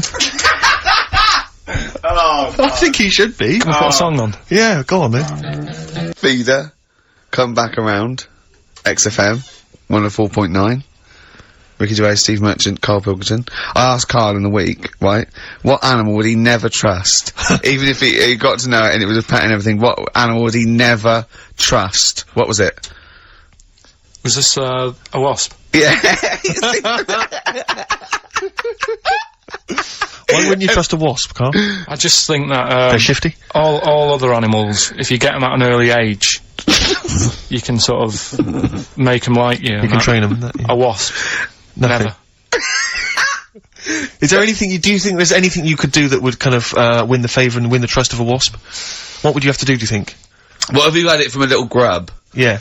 And you fed it, he had its favourite marmalade. It doesn't affect it though, does it? A bee dies, doesn't it, if it does it, so it's not gonna, like, use it willy-nilly. That's easy for you to say. But a wasp. Do you think they sting arbitrarily? They just sting for the fun of it? They're like sort of like delinquent insects? Like delinquent I think so, because last night, right, I mean, this is part of educating Ricky in a way, but something I learned last night was that tarantulas only bite you if you annoy it. Right. They don't, do you know how people say, oh, if you're in a sleeping bag living in a jungle, a spider will get in there and it'll bite you. Apparently not. You've got to really annoy it. The thing that it really hates is having its leg sort of twisted. It hates having its leg twisted. Right. Yeah, but that's more for... Is that what they said in a documentary? No, actually said almost certainly not, Steve. Almost certainly not. Were you watching a documentary? No, I was reading it. Oh, you're reading it. And, it was this guy... Was it scrawled on the wall in like a public toilet? No, I'll tell you more about that later. Oh, It's right, part of the, thing. So if you don't trust the evil wasp, what animal do you trust? What's your favourite? Well, I also, I said to him, right, supposing your mind, right, your mind's got put into any animal, right, and you've got to get from where you are now, right, to Glasgow, right, as an animal, right, but the authorities will be looking out for it. Okay. And it's shooting you, right? And, you went through loads, didn't you? I was thinking about it for it must have took me about an hour. So your mind has been put into an animal. And then, yeah, so it's you in this animal thinking you've got to get to somewhere. But the authorities know you're in the animal? Yeah, maybe your body is in Glasgow somewhere, and you've got to get this animal to get to you so it can transfer its mind back into your body. But the government knows that I'm... we've all had that conversation. So the government's going, Karl can't have his own brain back. I only have it with Karl, don't I, these conversations? Go on, yeah. So you're on the way. So think about it, you think about it just for a second, so, let's recap. Your body's in Scotland. Right. He's the only one that takes my question seriously. Your brain is in London. Right? And there's like loads of security and stuff looking out in the sky for animals or looking on the field, seeing what's looking a bit suspicious. Trying to get to your body. And they're shooting the brain, and they're shooting everything and killing all the animals. What thing would you pick to get your brain to Scotland that wouldn't get caught? And I reckon I've got the answer. A wasp? No, because think about it, a lot of people get irritated if it sort of wanted to get a lift in a car going down the motorway. If someone's driving there's a wasp in the car, it's a nightmare. Yeah, sure. Cause a right accident. So think of something that people wouldn't, you know. And the clock's ticking as well. You're taking this really very seriously, aren't you, Karl? You've only got a couple of... You've given this a lot of thought, haven't you? You have. Yeah. Something with speed. Yeah, it's something that can travel quite speedily. Well, that's... Yeah. And something that's also inconspicuous. Yeah. Is that the sort of thing that's what you're going to Yeah. And is it a creature that's native to this country? Yeah. Right. Yeah, it is. I've got no idea, Karl. What are you thinking? Tell him. A flea. A flea?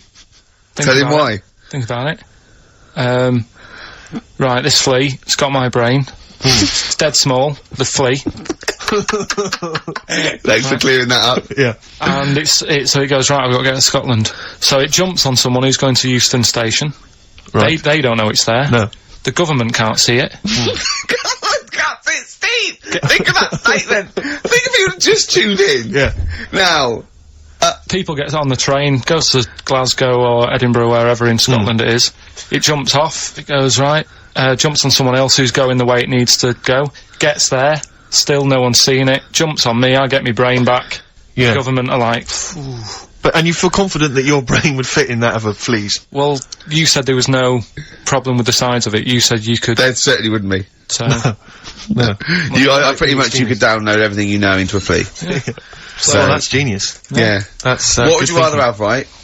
Roller skate feet, and there's little wheels, right? Chopstick hands. Yeah?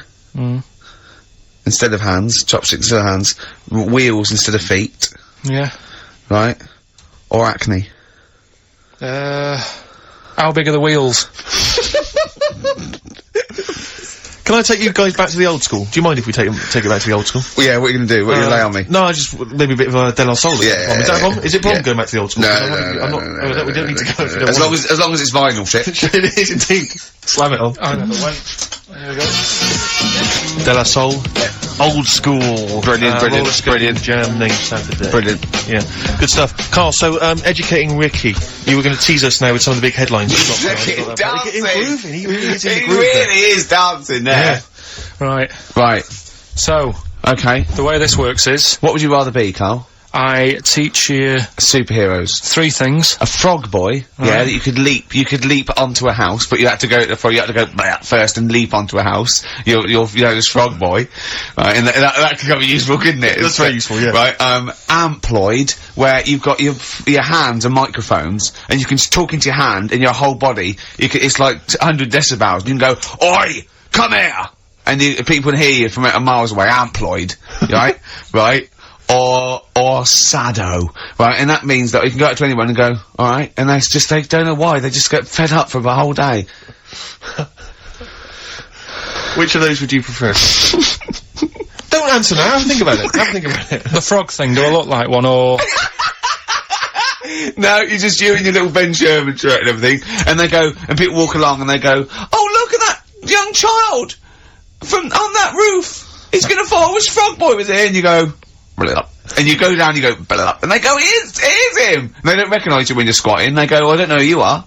And you leap up there and say, and you come back and they go, where's Frog Boy? And you're standing up and you go, don't know, he went that way. Yeah, I'd probably have that one. Would you go with Frog Boy? Yeah. Okay. That's pretty good. Okay, go on. Right, so, did that just go out? What? All that. Go on, I've got a bad... Hey, look, Rick, Carl's really planned this show. He's really worked out. He came in early, he was writing things down. And there's me just coming up with rubbish and like you're just talking rubbish. So, Carl, I know you've been thinking this through. What have you got? So, Educating Ricky, we did it last week. It's where I teach you some stuff. But rather than just teach you something, I tease you, so you want to know more, so you want to take in information. Right? So... if only people had taught you like that, Carl. So... And also, it's the name of a film, sort of. Nearly. Coming up soon, Henry VIII and his... Well, how many wives? Come back tomorrow, Carl, to find out. The little headlines I've got to sort of tease you with the story. Yeah, this is gonna hurt me and I'm not very well. Go on. Right, we've got, So this is what, sorry, I've just got lost for a minute there. It's Educating Ricky. This is Educating Ricky, yeah. And these are the stories that these are the things you're gonna tell him. Yeah. But these are just headline versions. These are headlines, this is not the actual fact. Then I think people will remember things. Okay, alright, so sort of bullet points. Who can forget Hairy Chinese Boy? Indeed, I shall never forget that. Yeah. So, first headline, don't do that to it, you know it can't live without an head. I've got no idea. It could be about the French Revolution, it could be about anything. I know what it is! No, you think you do, but... No, it's something I taught you! Is it the fact that cockroaches can live for 9 days without a head? That's part of it, but it's something different as well, that's what I thought we'd bring up. Okay, brilliant. So that's something to next one, you won't work it out. If only it was raining. Brilliant. Okay. And the last one, what's tomato with you? What's tomato with you? Yeah. Look how pleased he is. You're obsessed with puns, aren't you, at the moment, Kay? It just works, I think it works. Yeah. We love puns. So, there you go. So which of those are you gonna choose, right? Oh, well, I'm gonna have to choose. Don't do that, you know it can't live without an head. Can we play a tune and we'll come back with that? Find out what that is. Yeah. Wow, what a history lesson that's gonna be. Dandy Warhols and Bohemian Like You on XFM 104.9. I'm Ricky Gervais, with me Steve Merchant and Karl Pilkington. Karl, what's the story then? Right, so what did you say you're going for? You've got your 3 titles, your 3 teasers. Well, I think I'm gonna go for Don't Do That to It, you know it can't live without an head. I'm looking forward to this. Right. So this is Educating Ricky, for those that have just tuned in. Now, something that Ricky told me about when he was educating me was that a cockroach, if you cut its head off, it lives for a week. Yeah. Right? And the only reason it dies is it can't take on water. Sure. It doesn't have a great time in that week, though, does it? I mean, it doesn't get much done, I don't imagine. It just needs water, and because it can't find any, like its eyes, it eventually dies. Yeah. Right? No. So what? No, it's not, that's not, it's anyway. It can't drink. Anyway. So, have you heard that one about worms? Okay. I have, go on.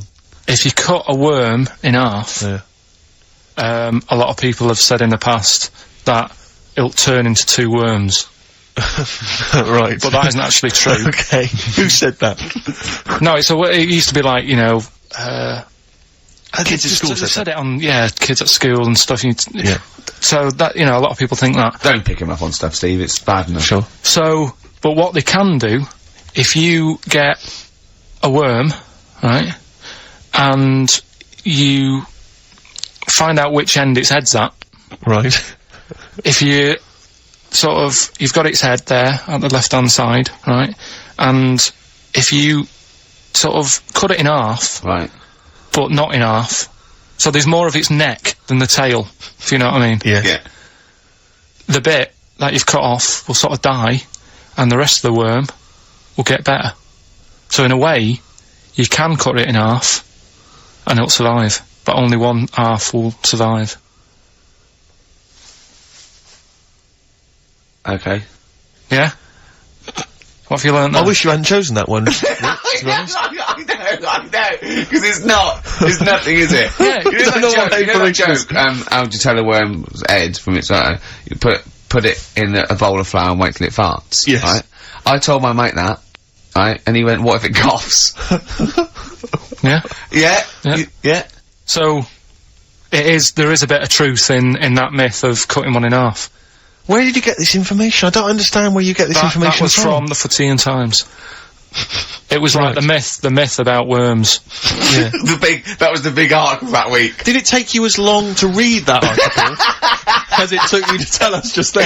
I like the fact that it starts off debunking a myth Yeah. that we have heard of anyway. Exactly. You know the big thing about cutting a worm in half and making 2 worms? No. Yeah. What's the other one? What's the other It's not the thing to do either, by the way. Don't go doing it. No. It's not very nice. But, it's cruel. but it can get by And if it's you do. pointless. Yeah. There's no scientific worth in that. Well, there you go. Okay then. So the others now, you see What's the what I others? do. No, What's I the tell you others? the other titles. You're not having them yet. That's the whole idea of this. People will be driving or about to go out doing the shopping. They'll think about that now. What was the other 2? Well, the other 2. They won't think about that. They've forgotten No, that. they will. They will. No, they've forgotten that already. If only it was raining. And what's tomato with you? Right, That- you've I'm got looking tell forward us- to that one. No, you've got to tell me tomato with you. Look what's happening. You see, you already want more education, and this is what listeners will be doing. I tell you, I wish you were a teacher. I so wish you were a teacher. Do you know what I mean? Kids would be saying, I know it's 3:30, but I don't want to go home, I want more. Yeah. And that's what I'm doing with you. I'm teaching you. Why are sticking you in teaching information. me things about not to cut worms in half and what's tomato with you? Please tell me what's tomato with you, Carl. In a bit. Rick, What? I tell you, he's thought the show through. He's Yeah. teasing the audience. You're excited. They're listening. Yeah, maybe. Yeah. So listen, I think we should all, because we got your competition to squeeze in. We got all these great goodies. Let's not This is forget. amazing. Hello, Children of the Corn. I do feel slightly give that guilty away that, before that now this is Karl Pilkington's show. I don't think we should have our names involved. No. It's not fair, is it? And I think we should give Carl the money. I don't want my name to this. It's a Ricky Gervais show. Yeah? Right, the quiz. Yeah. Will we get that out of the way, because they've only got an hour to start. Don't you worry about that, Carl. I've already got this one. I'm thinking on your terms now. Let's play a tune. We'll come back with the big competition information.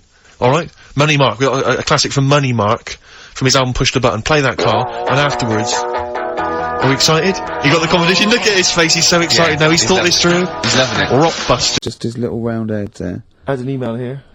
Carl is trying to distract attention from the fact that he is a monkey raised among humans and horses and has failed to develop hair. It's, I can just imagine him being the second cleverest in a troop of monkeys. You know what I mean? Second cleverest. You know what I mean? So, Picking fleas out of there. oh, look at his little face. I'll tell you what. Heat, I'm gonna get a picture of you. Just put it in the radio section of Heat. This is what Carl looks like.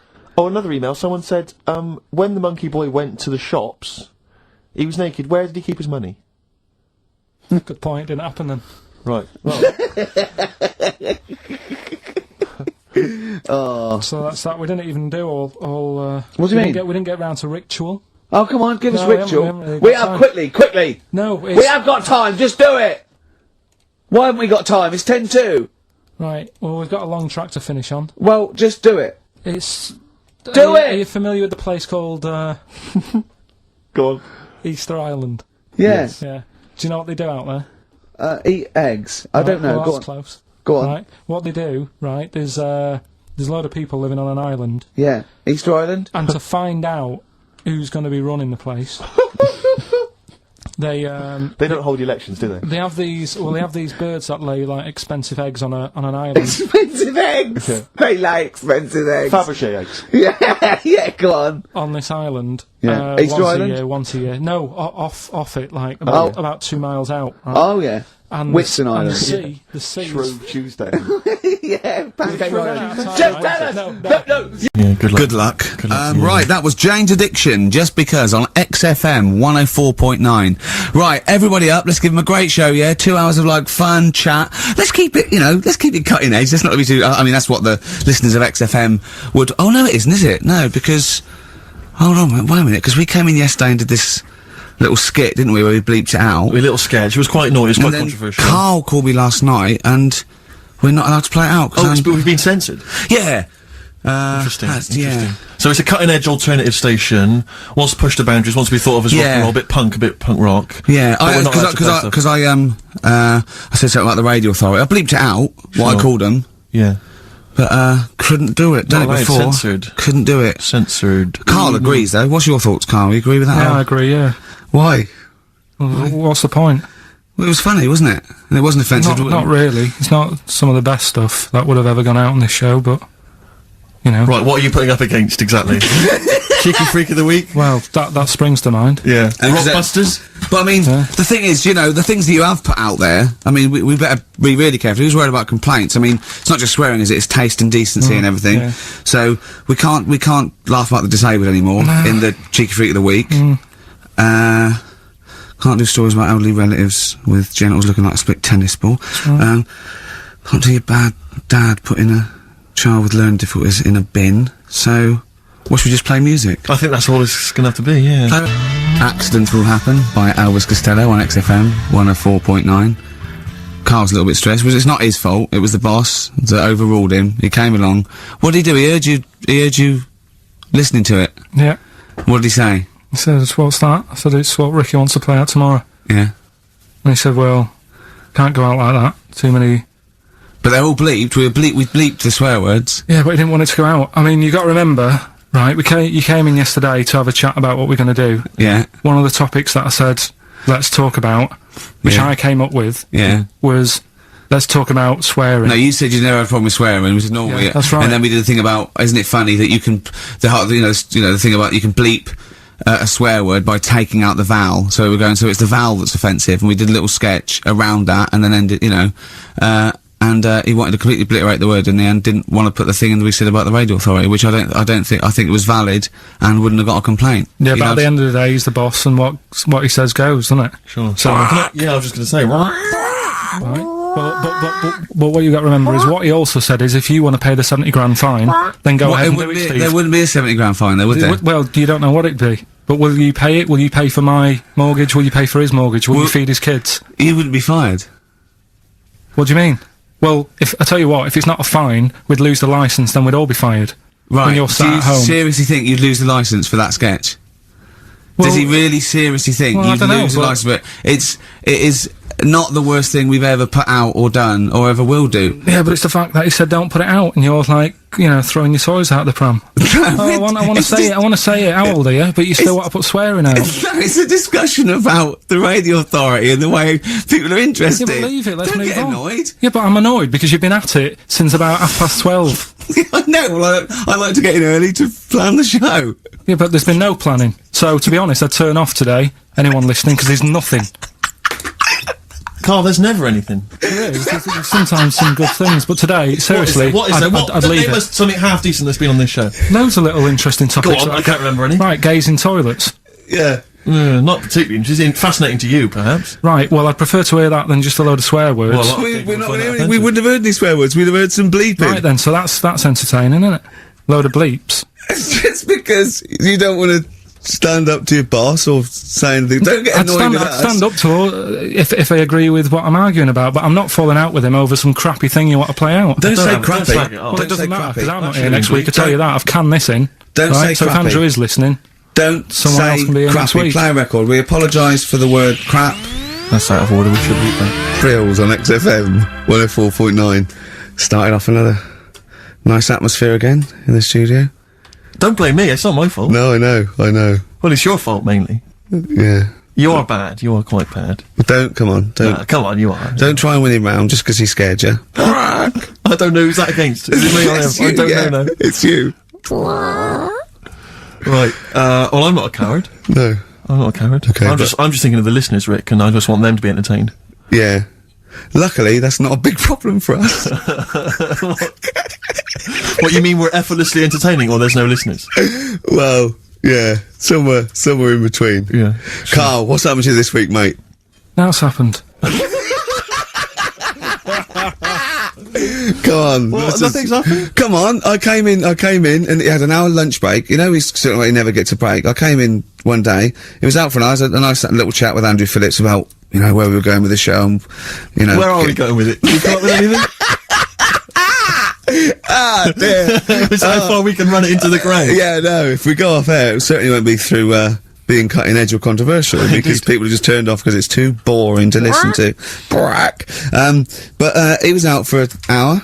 Having a lunch break for an hour. He's always saying he's too busy. I know, yeah. It's interesting. So, actually, on the subject of that, I noticed Dan here has emailed in. He says, I was listening to last week's show, and I think Karl has taken his job for granted. I'd love to swap with him for a week. My qualifications are that I can press play on a CD player and stop. Karl, what do you think of that? And it can come in next week, seriously. Yeah. It says here... Don't get ratty, Karl. I'm not being ratty. Dan, email me. You know my address, email, it'll be sorted out, you can be here next week. Dan suggested we could call it Karl Idol, where people audition each week, or perhaps Bone Idol. I like that. Bone Idol. Brilliant. Have we got a monkey news, Karl? Don't know if I can be bothered. Play a record. Play a record. Pretenders. Good. Oh, dear. On XFM 104.9. That's professionalism, isn't it? Yeah, that is unbelievable. Ricky, I don't know if I can describe it really, the scene. You were going mental, you were shouting, you were really being quite an unpleasant character. But well, it's the mic's come on, Rick, and you're you're a charmer. Funny how people get annoyed. Carl said that we don't have to be here next week if Andrew gets annoyed. I went, this is entertainment. He pays us to entertain. We haven't done anything against the law yet, have we? Or offensive, or against the radio authority. Karl said crap, but I think we'll get away with that. Yeah. So what is there to worry about? Exactly. Right, let's just draw a line under the beginning. Yeah, let's start again. Yeah, come on. Can we just hug and make up? Can we just have a big kiss? Yeah, come on. No, don't do that. Just, Karl, what have we got? What's on the list? We've done swearing, that's sorted out. Well, no, your point was more that weren't you interested in why swearing people find it offensive? Yeah, a little bit. Because that seems obvious to me. Because you were saying yesterday that you never understood why people find it offensive, weren't you? That's right. Yeah. But I know. Well, carry on. Yeah, but that's what I was saying to you, why you can't do it on the radio, because people find it offensive for some reason. I don't agree with it, but some people do. Yeah. I'm saying everyone swears. Bleep it out, I would. Well, bleep it out. Bleep it out, that's my theory. But you say that everyone swears. Not everyone does swear. I don't know why you've got this in your head that everyone swears. I'm convinced. Everyone. What? Everyone? Like, religious people, religious leaders? Jesus. I bet Jesus swore. Right. What's your evidence for that? No, I'm just thinking, things are better now than they were back then, right? Right. He's wandering about in his sandals, getting pebbles stuck in there and stuff, and that's annoying. Nails in his hand, that must have hurt. What I'm saying is... That's offensive. No, it's not, though. That's blasphemous. No, but what I'm... Don't laugh at the crucifixion. Play a record. I'm not laughing at that, though. That is terrible. I'm just saying... No, you can email in, if you want to complain. Karl. Yeah? .pilkington@xfm.co.uk. Wasn't offensive, though. I'm just saying it's a fact. When you stub your little toe... You let out a little effing and jeffing. And what do you think is he? Yes, an effing and jeffing. So the kind of ancient Hebrew version of effing and jeffing. Ooh, I'm worried about this. This is naughty. No, it's not. Yeah, it is. When did you start swearing? I started swearing at school. Right. I hope you haven't offended any Christians. Right, there's a lad at my school, right, who, got caught swearing. I got caught and I got... When you say get caught, what was it? You were right behind the bike sheds having a swear. Have you got any MF? Yeah. No, I've only got one C left, it's my dad's. Oh, come on, let's have a go on it. Let's say hunt. Yeah. Let me say the hunt. Get older kids to buy you some swearing. Look, just smoke it down to the car. Yeah. So you're right there, you're behind the bike sheds having a swear. Yeah. And a teacher hears him say, the S word. The S word. The S word. Well, yeah. So, the way this teacher dealt with it, he said, right, it's not a clever word to use, and he tried to make him get sick of using it he had to write an essay using that word 300 times, right? Yeah. So I would have loved that. But that's just practice for a kid. But that is like the father catching the kid with a cigar and making him smoke. Yeah. Doesn't work with heroin if you've got a young teenager who's jacked up for the first time. Yeah. It can be dangerous. The funny thing is, though, right, his mum found his textbook. Of course. Thought he was depressed and wanted to take him counselling. Because everything was S. He was writing down, this is... And did it work? Did it wean him off? Did it? Yeah. The teacher, he disappeared. He got kicked out for hitting a kid on the head with a bit of wood. So it wasn't you, was it? That was funny, Longview. Further. That's great, that. It's a good tune. Can I just give a big shout out, Rick? Go on. To John Kay. He's listening online in Los Angeles, City of Angels. Brilliant. It's his first time listening to the show. Who knows what he's making of it? I wonder if we should explain what Carl is to him. He's up early. Well, he's got up apparently to record it, and then he's gone back to bed.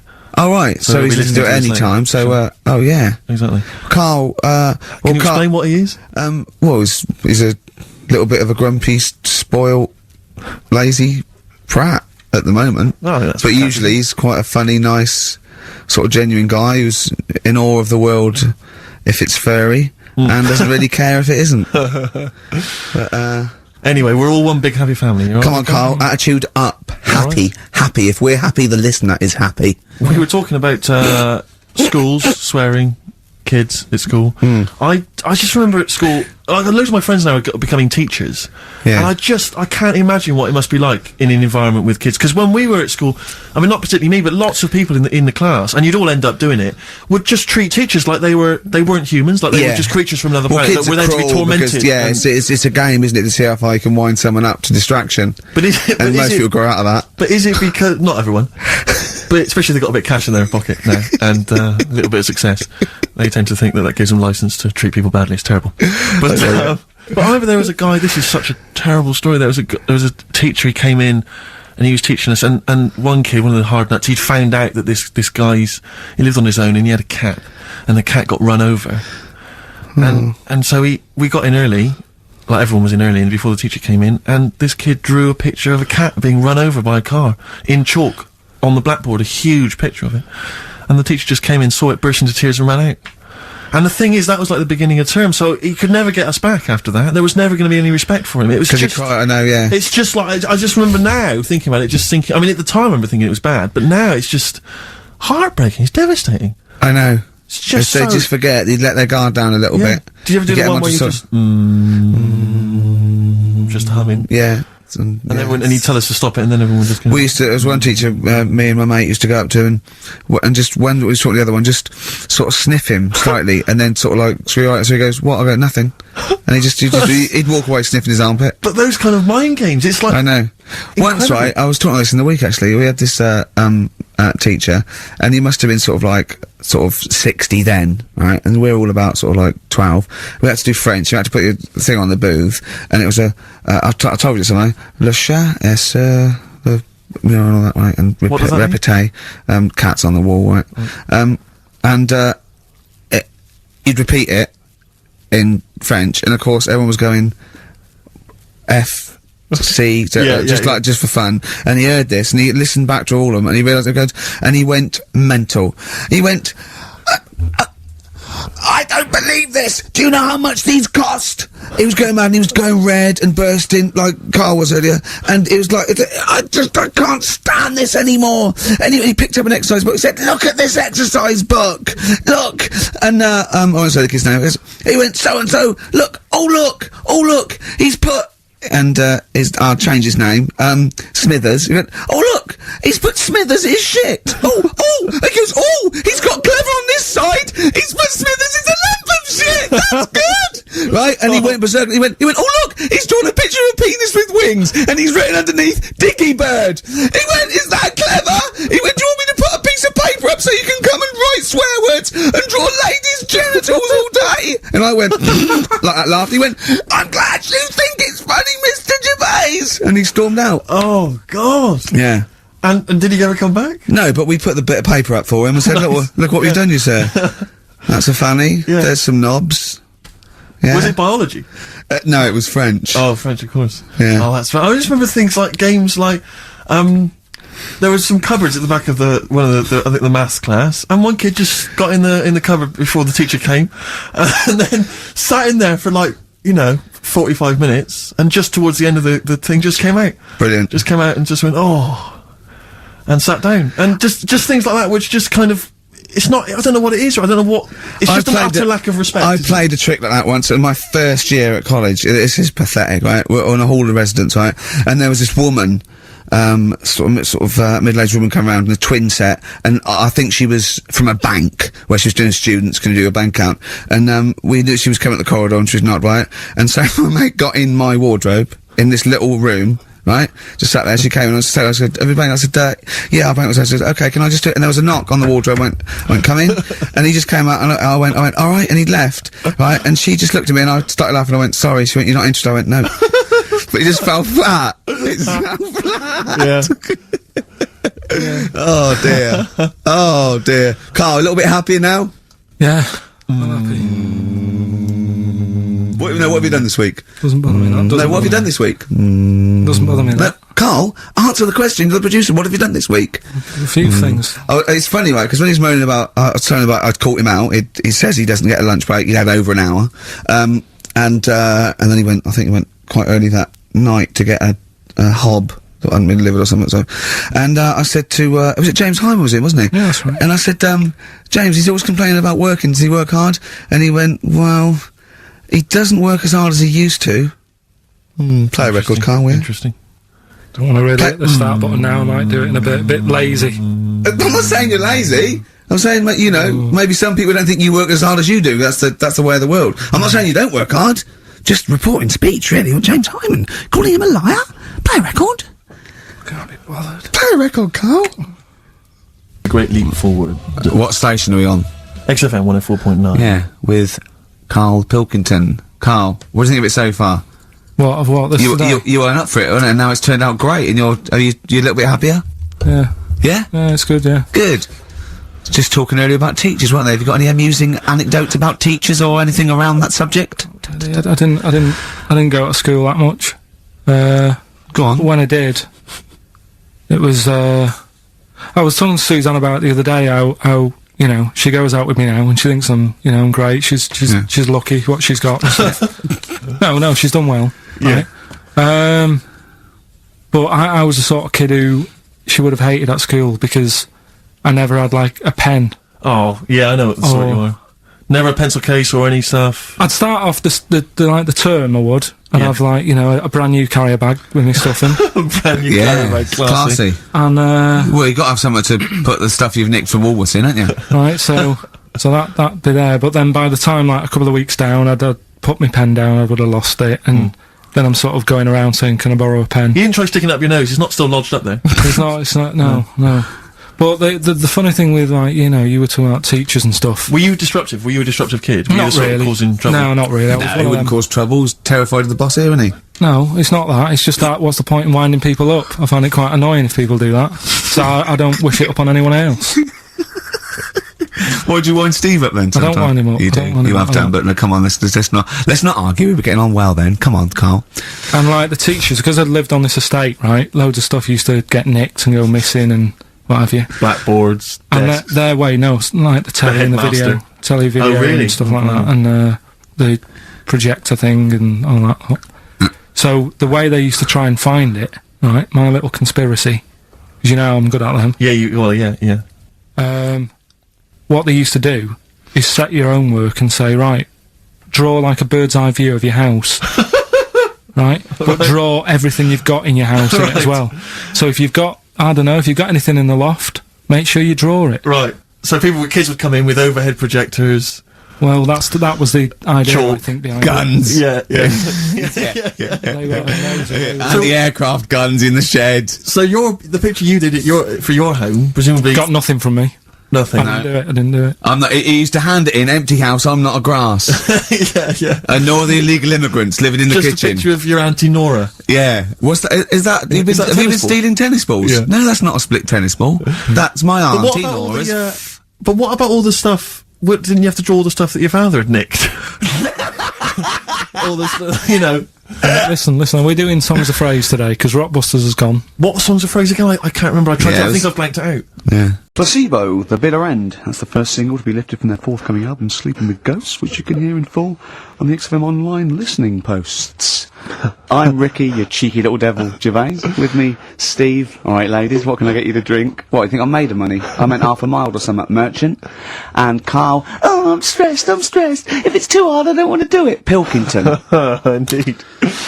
Oh, well, it's nice to be back, Rick. Right, Rick, I heard a rumour that you weren't going to be playing great music today. I'm assuming that's wrong. It is wrong. This is what I mean about the grapevine and just Chinese whispers. I'm not having it. There's some great music coming up. Right. I also heard that there was going to be some boring chat. Sorry, it's that. Well, I want names. I mean, I don't want to name and addresses, names, Rick, but that's the gossip I heard. It's totally wrong. I heard it was going to be inane, ill thought out, often stupid. No, Carl's not going to talk so much this week. We're going to try and sort of bring it back to real radio. So that's an absolute lie. Yeah, great. Good. All right, Carl, had a good week. Yeah, not bad. Have you? Going on holiday now, aren't you?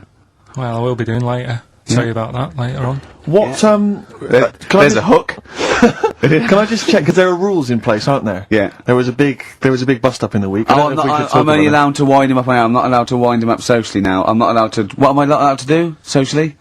I think squeezing the head, socially, it's been crossed off. Right, okay, and I agreed to that, because it got to a head where, you know, Carl was really upset, and he was thinking of just, giving it all in, weren't you? Yeah. Yeah, why was that? Because you were just winding me up too much. Yeah. I mean, do you want to bring it all up again? I don't mind. What was I doing? It was just. I mean, I should say now that there was a conversation where it was we were all sort of really walking on eggshells. It was frosty. It was a conference call, and Carl was on one end, and I'll tell you, it was. I mean, I was very much a mediator. I was very much a UN mediator. What is it going to happen? It was difficult to sort of keep it serious when I'm saying stuff like, "I'm sick of you putting a Burger King bag on my head." Do you know what I mean? Yeah. There's a part of me that's like, I can't believe we're doing this. But what I like about it is that I'm laughing and going, well, I won't do that anymore. And he's going, you can still do it on air. And like today, I came in, I went to squeeze his head, he went at 1 o'clock. I love those rules. Yeah. I love those rules. Well, between the hours of 1 and 3 on a Saturday, you can squeeze his head, you can put a Burger King back on it. I can't wait. It's terrible. Oh, dear. That all started last week as well, really, because I got in a bit earlier to do an edit for you on some track that had swearing in it, right? Yeah. So I get in early, he comes in, first thing he does is go to sort of squeeze me head. And my reaction was, not now, do it later. As if it's alright to do it later. So that's kind of what made me think this isn't normal. We should just point out, when we say squeezing your head, what exactly does that mean? I put my hand on the front. I do 2 experiments, right? Yeah. One is the side, because you can crush an egg sideways, so I think that's more dangerous. Right. And I actually put my elbows out, and I pressed like a vice, and I really go for it until it really hurts. And the front one it shouldn't hurt so much, if my experiment's right. I don't know. Well, it was all this that sort of, you know, built up. Sure. And the research that you're doing there, Rick, is that going to be available online at some point? Well, that was the problem. That's what I was saying to him, because it kind of started last week. Well, it's been going on since we've known you. Hasn't it, really? Yeah, but I just upped it last week. It got out of hand a bit. I upped it to when I think it got to ahead on Thursday when I filmed it. That was it, yeah. That's right, I brought in a cameraman to film me torturing him. And there was some people from the 6th floor being shown round. Yeah, some management and that, showing probably clients round. You know, sort of, they've probably been on all the different floors, same what all the different radio stations do. They've seen Dr.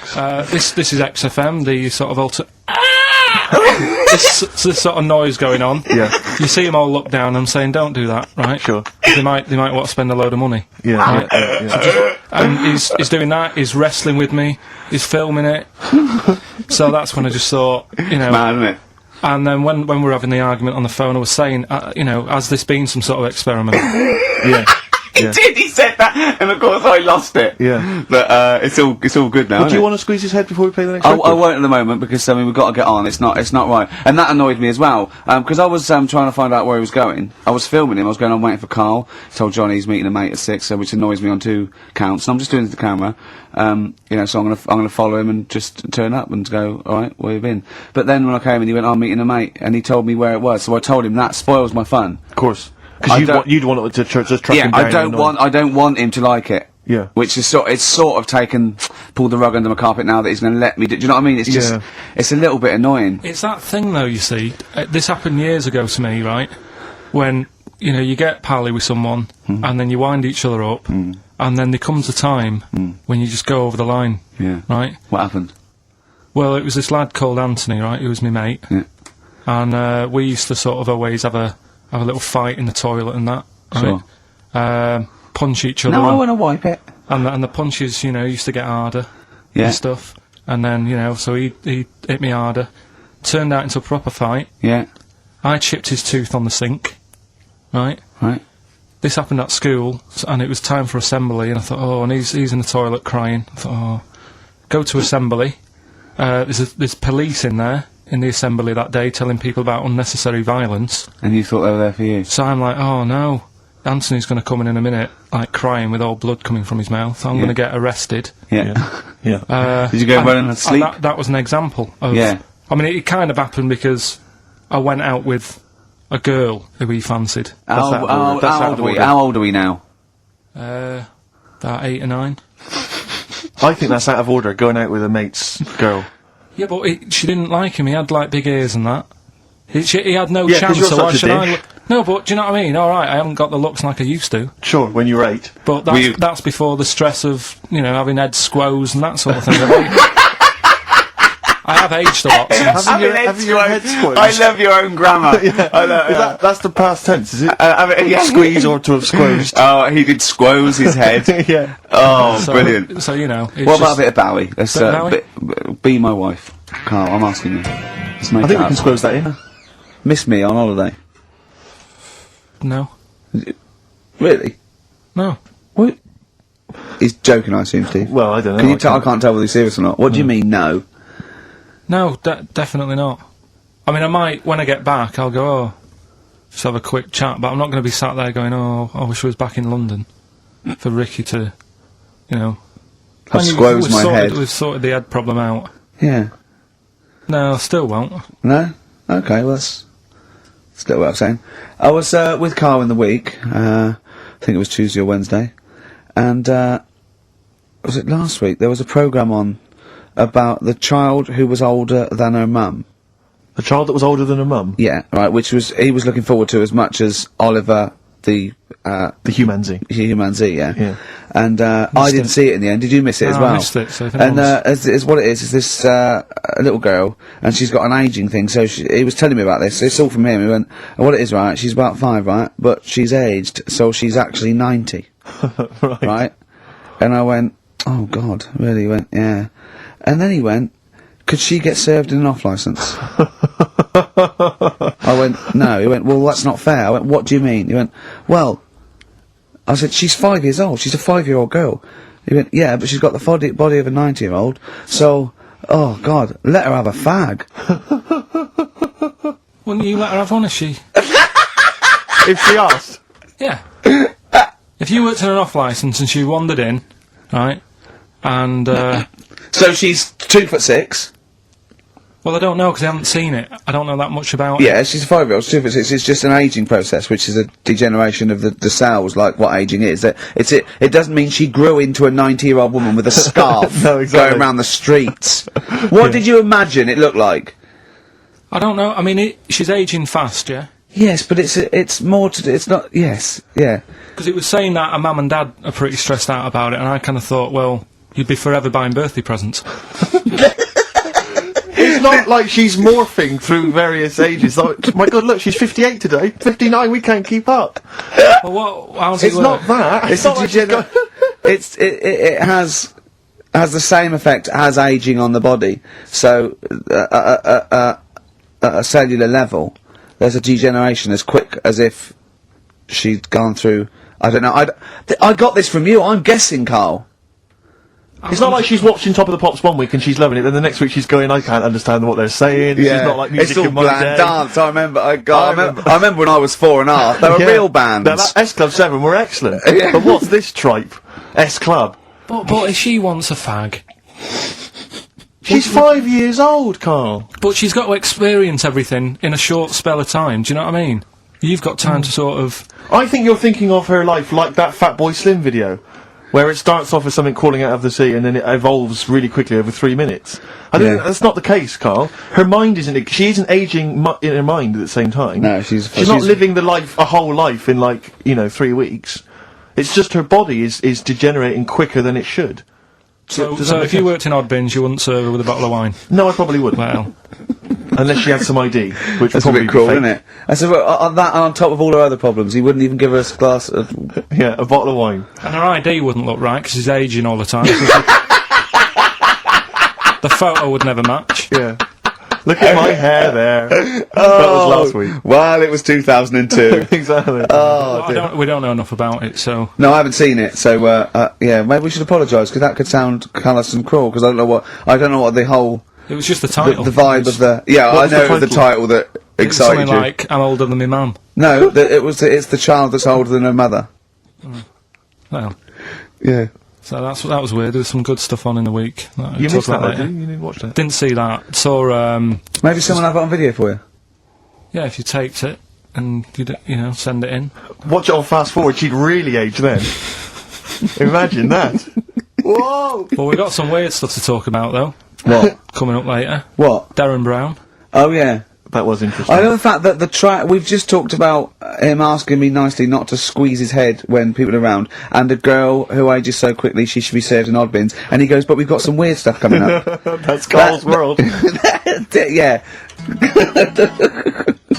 That's our song, isn't it, Carl? Leave all this misery behind, isn't it? Turing breaks. Painkiller. That's what I could do. I could sort of give you a little local anaesthetic and squeeze your head and see how far it would go before... Start like when I get back off holiday. Oh dear. Rick, I was watching music television this morning just before it came out. I love it, I love it. I kind of agree with Wyclef Jean. Yeah. That just because she dances loco, it don't make her a hoe, no. No. But I can't help but feel she's not helping her case. I mean, she's there every night, basically, getting them out for the lads. I know. For money. Yeah. I mean, I don't mean that she's a hoe or a whore, as we say, but I can't help but think if you think people are slagging you off, calling you a whore, get a different job. Because I'll tell you this, you like the money. Yeah. She likes the easy money. I'll say this. If, basically exposing and, sort of, wobbling round, your minge tits and arse doesn't make you a hoe, what does? I don't know what does. Look at Carl's head, just went down there, just went down. He doesn't like this sort of filth, do you? He's thinking about Maxine. Who's Maxine? That's her name. Put on your red shoes, Maxine. Oh, is it? Yeah. It's a moving song. What's the horse about at the end? Horse, I've never understood that. Never understood that. Is Wyclef doing alright? Is he? I'm always a bit concerned about the Fugees, because I heard that Lauryn Hill's her new album's apparently not very good. Nas, or whatever his name is, I don't know what's happened to him. He's disappeared off the face of the earth. I've got a soft spot for him all. I think he popped up too much. I think it was a bit ubiquitous, jumping up on everyone's... he's a funny bloke as well. Wyclef. He's a lovely man. He's a good guy. Good luck to all the So, Fugees. good luck to, all the lads from the Fugees. Any other bands you're concerned about? Hepburn, what the hell? What has gone wrong with Hepburn? Oh, it does make me worry. It does make me worry. Well, do you want to do some, give some stuff away? I suppose so, Carl, we could, yeah. Yeah, set it up, What do you think? What is it? Which of your many competitions is this? Songs of Phrase. Talking of competitions, I remember last week there was a big argument that Carl kicked Steve off the team because he was getting a little bit uppity and trying to take it over. Pub quiz. Pub quiz, yeah, but then you let him back in, didn't you? Well, he was alright. He came to me afterwards and said, you're not going to kick me off, are you? And I said, well, yeah. He came back sort of, I suppose, begging. Was it embarrassing or...? Well, no, it's just, he learned his lesson. He realised he's overstepped the mark, like you have this week. Yeah. Do you know what I mean? We've all learnt a lesson. Yeah, we've all learned a lesson. But I won the quiz, didn't I? And you didn't. Well, that doesn't matter. No, The thing is, but I won all the money, didn't I? Please bear in mind it's taking part that counts, Rick. Yeah, sure. I wasn't winding you up in the quiz, though, was I? And all your team was older.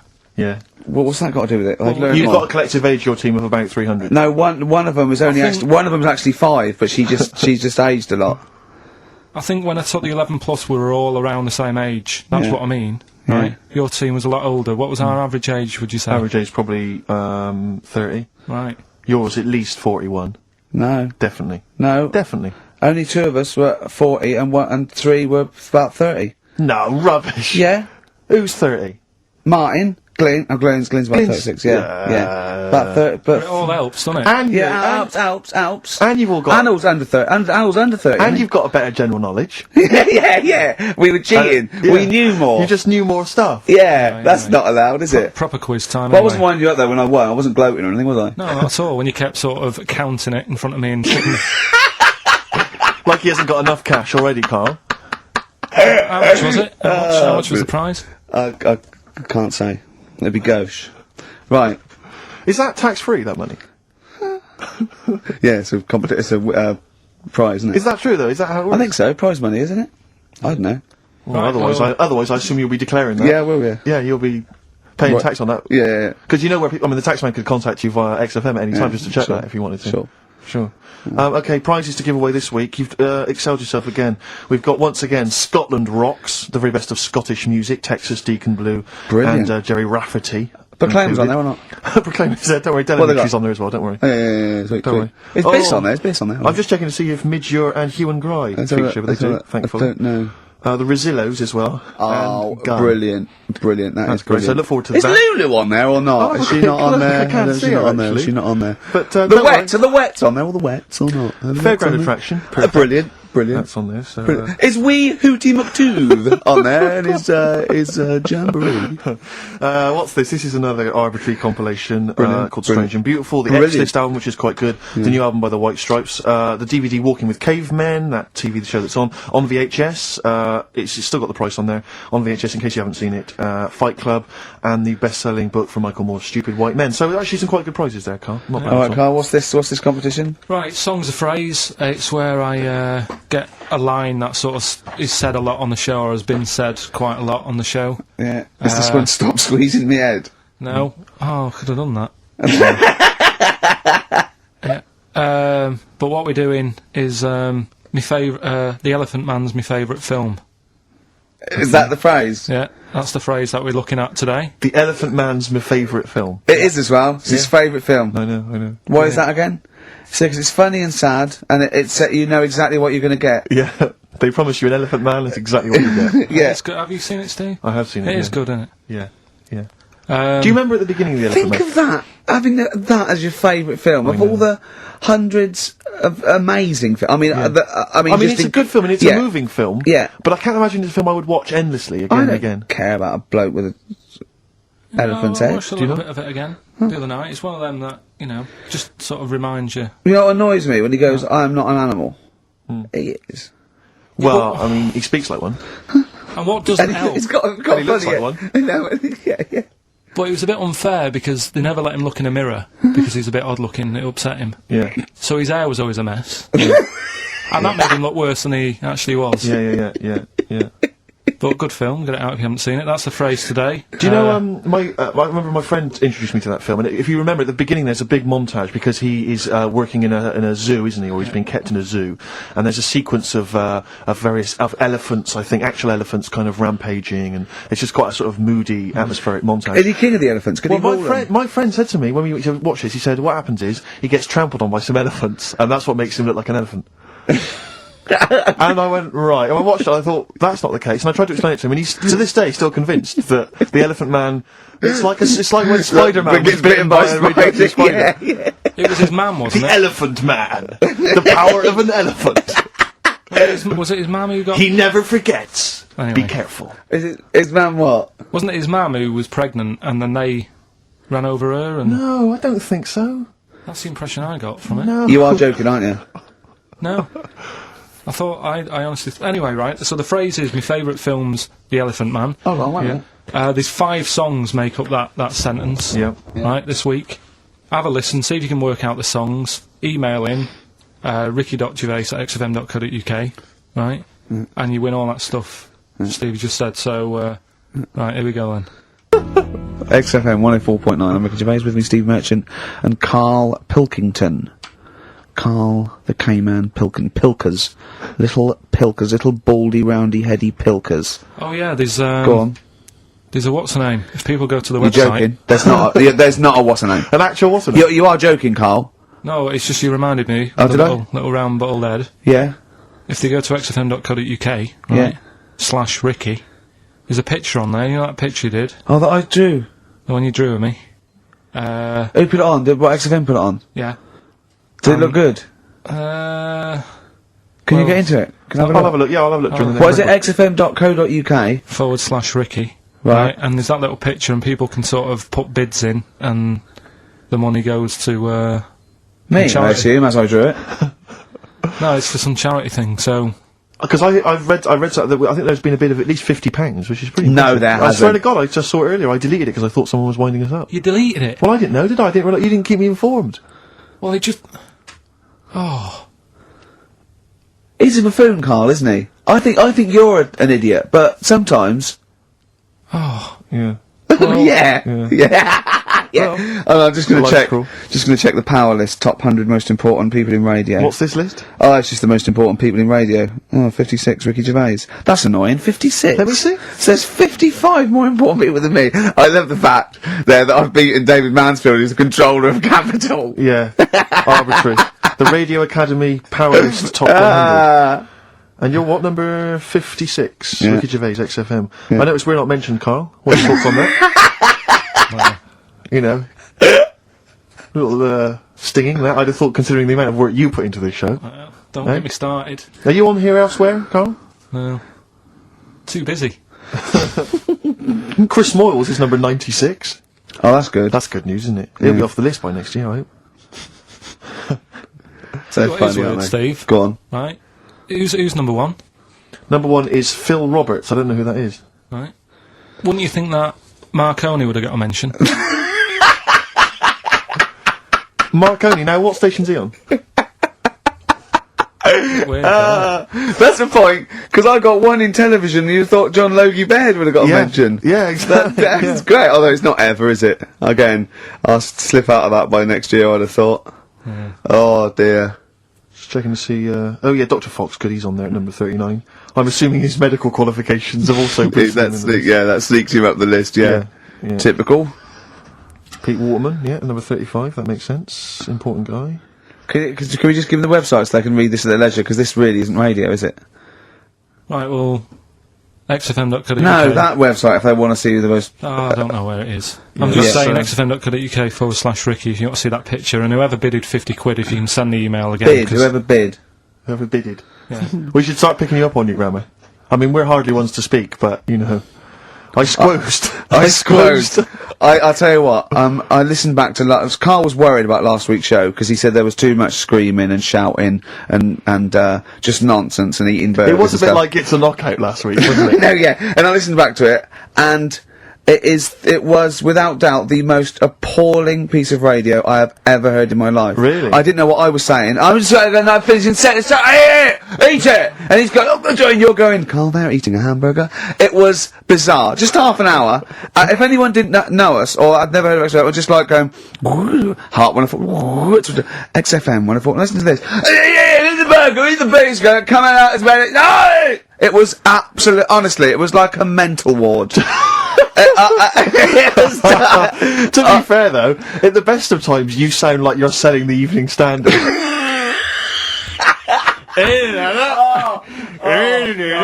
Oh God! Oh, we should have the worst bits available, shouldn't we? Just the worst bits of broadcasting ever. So where I didn't finish a sentence, or it was just shouting, or a record. I mean, there was swear word slips out, and just put them all on a CD. Like like Panky put out the best of his phone calls. Exactly. Yeah. Yeah, I haven't got that. The worst radio show in the world ever. Yeah, no, that's what I call bollocks. Yeah. All right, calm down. That's shit. just cheapened it. Oh, now once Sorry, play a again. record. Oh, tits. Good to see those boys still rocking. That's AC/DC. Shook me all night long. On XFM 104.9, I'm Ricky Gervais, with me, Steve Merchant and Karl Pilkington. Have we got the result to the quiz, Karl? Or? Yeah, I'll just play it one more time. It was Songs of Phrase. Is this the last time we're doing this? Oh, I thought so. I thought it worked better this week because it was actually doable. Yeah. I think that makes a difference, Carl. We haven't done Carl's an idiot yet. Carl, you're an idiot, have we? Oh, well, that's a reason to keep it. Maybe we can end with that one when you come back. Right, well, the 5 songs that made up this little thing here was Mystery's Beautiful Blues, Eels, Innocent Man, Billy Joel, and my favourite Waste of Time, Owen Paul, Brilliant. Bohemian Rhapsody, Queen, Girls on Film, Duran Duran. It sounded like this. Elephant Man is my favourite film. There you go. The Elephant Man is my favourite film. Hang on, was Bohemian Rhapsody in there? Yeah, it is. That was this Oh, right, yeah. Well, we're going to give that to Piley. He just calls himself Piley. Ian Pyle. Good work, Piley. What's happened to Anders? Well, I was just going to say, actually, we've not had correspondence from Richard Dickie Anders for some time. The Dickmeister General, with his naughty, insulting ways. Yeah, Anderson used to email regularly. Anders, get on your computer! Get in touch, mate. What Just do you tell us think what of you think of the show. Hold on, though, to be fair, he was listening when we were pretty shoddy. If he's listened to the last 3 weeks, I think we're owed a little apology from you, Dickster. Exactly. Absolutely. Listen, Piley, we want to send you all those goodies, including Scottish rock, but we don't have your address, so email in your address and we can send it off to you. All right? Yeah. More adverts? Yeah.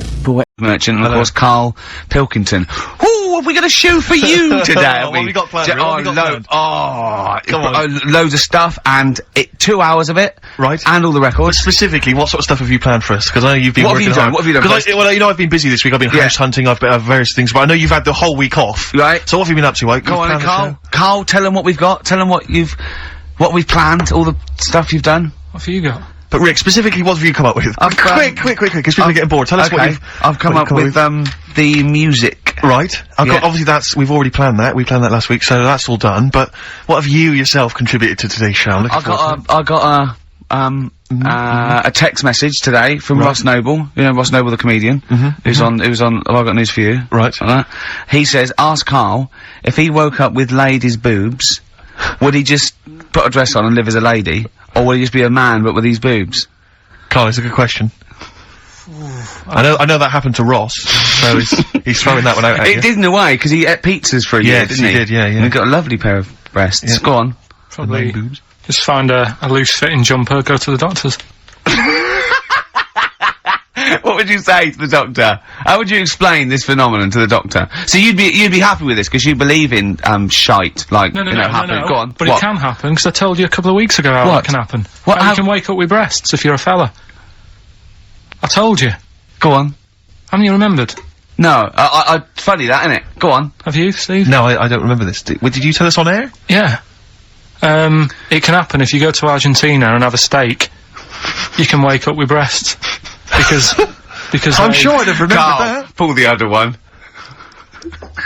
Look, he likes that. He likes that. Is that what you've come up with this week? That joke? Yeah. Brilliant. Play a record. It's going to be a dynamite show. Listen, look, I'm going to play some classic tunes today. I'm going to educate the youngsters, Steve. Right, now, you've all heard of Lou Reed, you've all heard of Velvet Underground, but, you know, have you heard of Venus in Furs, Karl? Shiny, shiny, shiny boots of leather. Venus in Furs. Velvet Underground. What a great start. What a classic song. They continue to sound fresh and contemporary. Do you know what that song's about, Karl? No. M&S. M&S. It's about M&S. You know that? Yeah. You know the shop? Yeah. It's all about that. Yeah. Whiplash, Smile and all that, all the things you can get at Marks and Spencer's. Shiny boots of leather. Yeah. Being whipped. Yeah. I think that's a new division they've opened. Yeah, but we have got a great show lined up, have we? No, go on. No, we have. No, because we've got, Rockbusters coming up, the great new looking quiz. Forward to that. That's made the press. Has it? Frimley Tea Rooms newsletter mentioned it. We've also got, that's Karl's local, isn't it? Yeah. We've also got, Educating Ricky, where Karl educates me. The one last week, a girl, right? She was deaf, and she was had an argument with her mum, and she pushed her and she hit her head, and then she can hear again. Yeah. Don't know what I learnt from that. No. It might be subliminal, someone might be going, it might be a metaphor that I will learn from. Yeah, it's like a parable. Yeah. So, look at his face. We might as well be talking Dutch, mightn't we, Karl? Say something quick, it's radio. I don't understand what you want from me. Oh, we're only joking. Right, so, Educating Ricky, I've worked a bit harder this week, we've got some good stuff. Okay. I'll give you the teaser headlines later. Headlines in a bit. Yeah. So you've got Rockbusters as well. Karl's having a bit of a stressful week, because he thinks he's not appreciated, because he gets in at, what time do you get in? About 8 or 9, don't you? I've been busy this week, I've been in at about 8:30 in the morning. Yeah, and you've been leaving when? About 8:30, 9 o'clock at night. Yeah, you're in Saturday. Yeah, I'm in now. You get paid, don't you? I'm busy at home at the moment. A lot of people work late, Karl. A lot of people work 12-hour days. Why are you busy at home, Karl? What are you up to? Because we're trying to sort out a move. I've been trying to call round this morning to get someone to buy a futon on a table from me. Yes. Well, we could put that appeal out now, couldn't we? If anyone wants to buy a futon or a table. Just think, a futon that Karl Pilkington slept on. How much you asking? Whatever. Well, you need for the two. You've got to take the two. I don't want, like, different people coming round and that. Sure, wasting your time. You've got to buy a futon on a table, It's quite specific, isn't it? Someone has to want a futon. Yeah. The specific futon you're selling like and the tea's table. made, isn't it? Alarm clock and tea maker. This is futon and table. Looking for about 100 quid. And it's good condition, the futon. Yeah. Right, no You've not stains, dribbled on it? you haven't pissed yourself in the, no. No, right. nothing? And what kind of table, what sort of table are we talking? Are we talking like a table for a lounge, a dining table? No, for like a computer, and just, you know, something... Has it got any drawers? Are there any drawers? There's no No, drawers. it's just a nice wooden table. Right, is it kind solid. of oak, or is it sort of an IKEA sort of thing? No, it's like oakish. It's oakish? Yeah. Okay. So 100 What, quid. the futon is just, it was just a mattress and the pallets. Yeah? Yeah, but it's not. You see, you get cheap futons, don't This you? is a But good one, this is is it? a good one. It's How much would that have retailed for when you purchased I think I paid about $250 for it. Right, so it's a bargain Well, for people. if you look at it, if you... And how long have you had it? How old This is is it? a whole new strand. Well, isn't I'm it? thinking I this don't is a think great- it's legal. I don't think we should use. I'll tell you what I'm interested in Rick, is just finding out a little bit about the sort of thing that Carl's got in his home, you know. I'm interested in if people will phone up to spend £100 just to go round Carl's house, No, I won't be... No. What? No, they'll come here, I'll bring it to work, and they can pick it up here. I'm going to bring a But they can meet you. futon and a table to work. Don't you ride a bike So hold to on, work? we need someone with a van now. Yeah. So we need. Is anyone who wants to? But they're not allowed around your house. Can they meet you next door? Someone with a van. Who, Could they meet you in your street somewhere? Hold on, could they meet What you? if With you- hold on, what about the little Chinese fella that lives across the road on the two bouncers and the old woman who's dead reading a book? Could you meet him somewhere? I've got an idea. What about if you meet at the end of your street, you blindfold them, like they do when terrorists take the negotiator to the the hideout, the big cheese, and so you could do that, and so you know they could piece together maybe where you live With from the sounds and stuff. Yeah, yeah. But what about that, Carl? That's just a great idea. Yeah. And would you sign the futon for people? Do you think? Would you give them a little signature, or maybe at least a bill of purchase? You could sign the pallet. Yeah. Or, I could try and get work to buy it off me, and then we give it away for Rockbusters. Do you think they do that? Do you think they do that? I think they'd probably do it for Foxy with his big. Well, imagine hog. how big that would Imagine be. if he wanted to sell his hog. Yeah. That is a motorbike, isn't it? yeah. He's been selling his hog for money for years, hasn't he? Oh dear. So, well, we'll see about that. See So, we get any if people are interested, maybe email, ricky.gervais@xfm.co.uk if you're interested in futon. Buy Carl's futon competition. £100 ONO. Exactly. Yeah?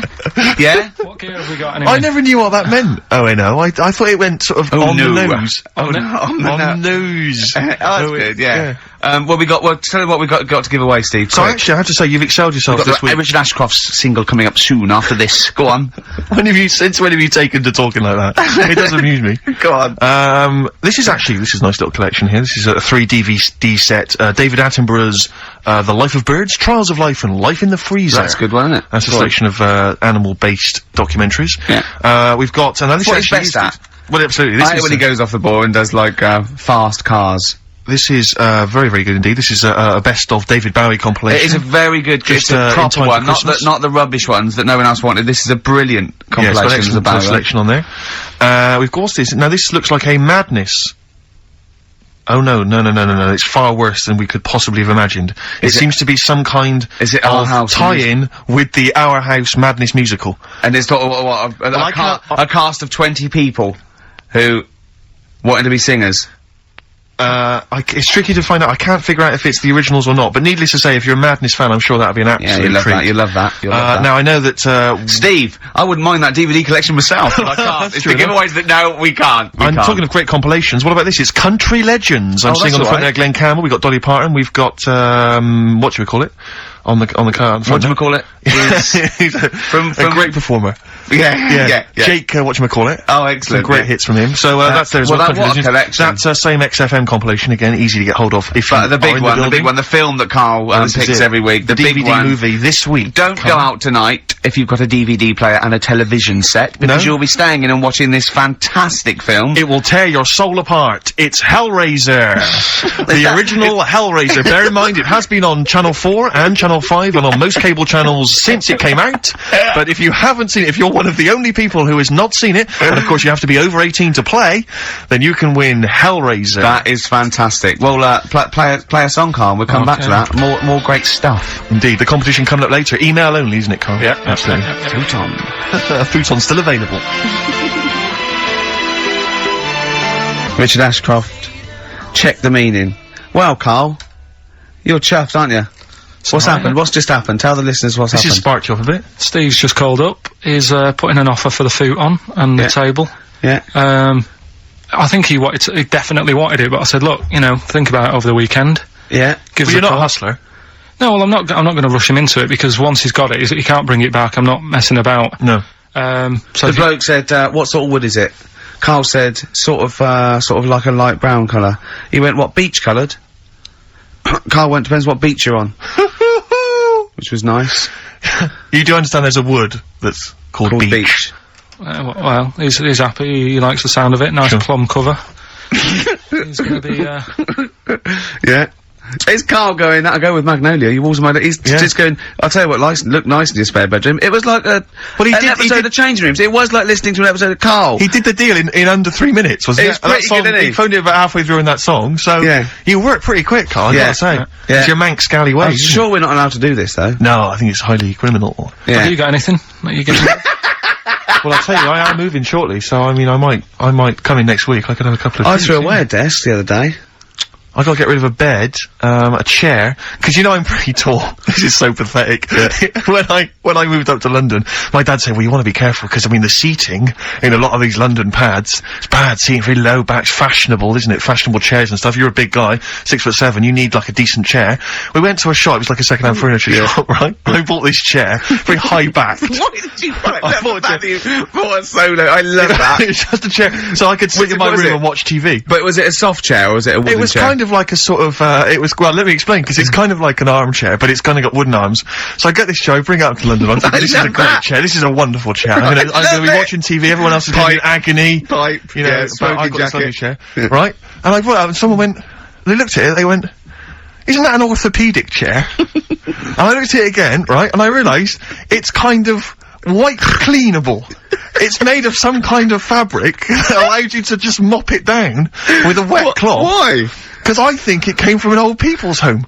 Oh. You know when you see, like, old people in some kind of social room in an old people's home, just sat watching a little crappy old TV, and you can wipe everything clean. It's one of those chairs. Oh, that's fantastic. So if anyone's, maybe they've got an elderly relative. Didn't you keep slipping off? And it's also the most uncomfortable chair I've, because unless you've got chronic back pain, it's just the most uncomfortable chair. It makes you sit bolt upright, if not slightly forward. You've done a good sell on it. I think, either the phones are going mental. How much do you want for that, Steve? If you've had a recent accident, or you've got a disabled, or someone in the house who's just, elderly, then you might want to get in touch. I'm happy to, you can take that off, man, for 25 quid. This is so wrong. 25 quid, I'll take that. Maybe you're setting up an old people's home, you know, it's a little pet project. Yeah, you don't get a lot of grant. We can help. Exactly. We can I mean, because though Steve's such a high flyer, I mean, if it really is a good cause, they just give it to you. Well, let's not rush into anything, really. I like to assess each case, you know, individually. Yeah. But certainly if you are a charity, then I might go for 20 quid. You take it off my hands for 20 quid. But otherwise 25, and I tell you, it's in good condition, because I haven't really sat on it. 5 quid off if you really are. You know, and there were some stains, I've wiped them clean. Oh dear. Well, that's fantastic. So I'll tell you what we should resuscitate next week, Swap Shop. The multicoloured swap shop. Honestly, it's a great format. But there's a couple of things I've always wanted to get back at. Swap Shop is one of them, and the other one is Superstars. I don't remember Superstars. Superstars was great, because it was like the people of their time. So you'd have like people like nowadays, you'd have Beckham and what's his name? Who's a tennis player? Rosetsky. Yeah, Rosetsky, and they have to compete, so all these people have to compete at each other's sports, and they have to choose 7 out of 10 sports. And there's a leaderboard, and there's a big final. Oh, Keegan came off his bike. It's Brian not Jacks like always it's used to win it. No, it's real sports. It's proper sports. It's 100 metres, tennis, weightlifting, all the real sports that you can't do your own sport. Well, I know you're a pretty big, guy now in British TV. You're a bit of a big shot. What do you reckon? Pull some strings? Let's get it back on there. Let's get it back Superstars. On there. Superstars, sounds fantastic. Me, Johnny Vegas, Peter Kay. For the bigger fella, I think maybe. The comedy superstars. What we got next? We've got a bit of Springsteen, haven't we? Let's play Springsteen. This is a track from his current album, The Rising. A lot of people think Bruce is a bit MOR, a bit middle of the road or whatever, but, you know, I just think, piss off. Yeah. I just think, screw you, let's play it. Yeah, get lost, you. Yeah. Imagine this, you're open top caddy. Yeah, you're just going around Route 66. You're going home maybe for Thanksgiving. Yeah. To see your folks. Just turn up the radio, if you are. Play the tune. Probably not, though. That just reminded me when I brought so stop it for a second. Just realised when I brought a woman back and she saw the orthopaedic chair. You bring a woman back to your pad. Oh, it's embarrassing. And the harness. Yeah. And exactly, the truss. Yeah, and can you give me those 2 splints? I'm sorry? Those 2 splints there. Well, I've got to go. Have you? Is this a potty under the bed? The Rising, title track from Bruce Springsteen's current album, Great The Rising. Track. Yeah, it's good. Great. It's that feeling of it's melancholy and uplifting. We've had quite an interactive show so far because we got a call that Superstars is coming back. It's due to come back in the BBC schedules, which is great news. Apparently, Steve Redgrave is one of them. I just don't think will professional footballers be allowed to take part these days though. When they're on 50 grand a week, you can't really have them falling off bikes and their ankles, can you? Yeah, McCaskill last night. Yeah, on Celebrity Thick Club, yeah. Ian McCaskill. Oh, he fell off his bike about 3 times, didn't he? Oh, did you see Celebrity Thick Club? No, I haven't seen it. There was a great moment where they had to go into a thing called a bod pod, and you sit in it, looks quite space age, and it analyses you, and it tells you percentage body fat. Now, I think, men are meant to be about sort of, 15 to 25% body fat, women are meant to be like about 20 to 30 body fat. And they all went in there, and, it went in there and it said, in McCaskill, and it came up, 34% body fat or whatever. Slightly overweight. I'm gonna come to the 38% overweight. Then it went, the other one, 45% body fat, obese. Then it went, Jono. Did it say, I don't want to tell you? Yeah. And then it went, 50% body fat, very obese. Then Rick Waller was sat in there, and it came up 60% body fat. And I wanted it to come up slug. But it came up morbid at 60, you're 60% fat. So 60% of him is fat? Yeah. 60% of his entire makeup. That's extraordinary. It is, well, you know my feelings about Waller. Well, let's get on to him. But that's the reason I don't watch the show, actually. I do feel a bit sorry for him, and he is, I think he is trying, although the fella there, thinks he's not trying. So I don't know who to believe, Steve. Sure. Yeah, I don't know who to believe Waller, and he does get pains and that, and he is a bit... The problem is, right, he does like his food. Yeah, we all like our food. But if he didn't do the exercise, he wouldn't be as hungry, and he might not get fat. This is a whole new nutritional outlook. Absolutely. So you're saying, don't exercise and carry on eating, and that's interesting. Let me write that one down. I will send that to the British Nutritional Organisation. Yeah, no, that's good, Karl Pilkington.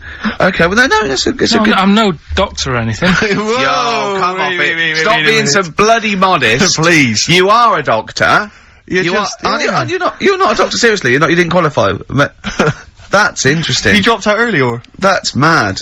That is mad. I mean, you're as good as doctor, you just didn't get the paperwork or whatever. You just didn't turn up for the exam. He was just saying that Bruce Springsteen, depressed him a little bit. Yeah. Because it reminds him of when he worked in the supermarket. And, I said, it's funny how a song can do that, take you right back there. He went, yeah, nothing else can do that. I said, well, actually, smell is the most evocative sense, because smell is linked to memory in the brain. And he went, yeah, they probably said that before music, though. And now all science are going, we better revisit this, because there's music now. Yeah. We've had this theory knocking around for, 10,000. I went to see Bruce, you'll be pleased to know. I just want the fans of the show to know that I did make it to Bruce Springsteen's concert last week. And, he started with that song we just played, and it was dynamite. I mean, he never let up.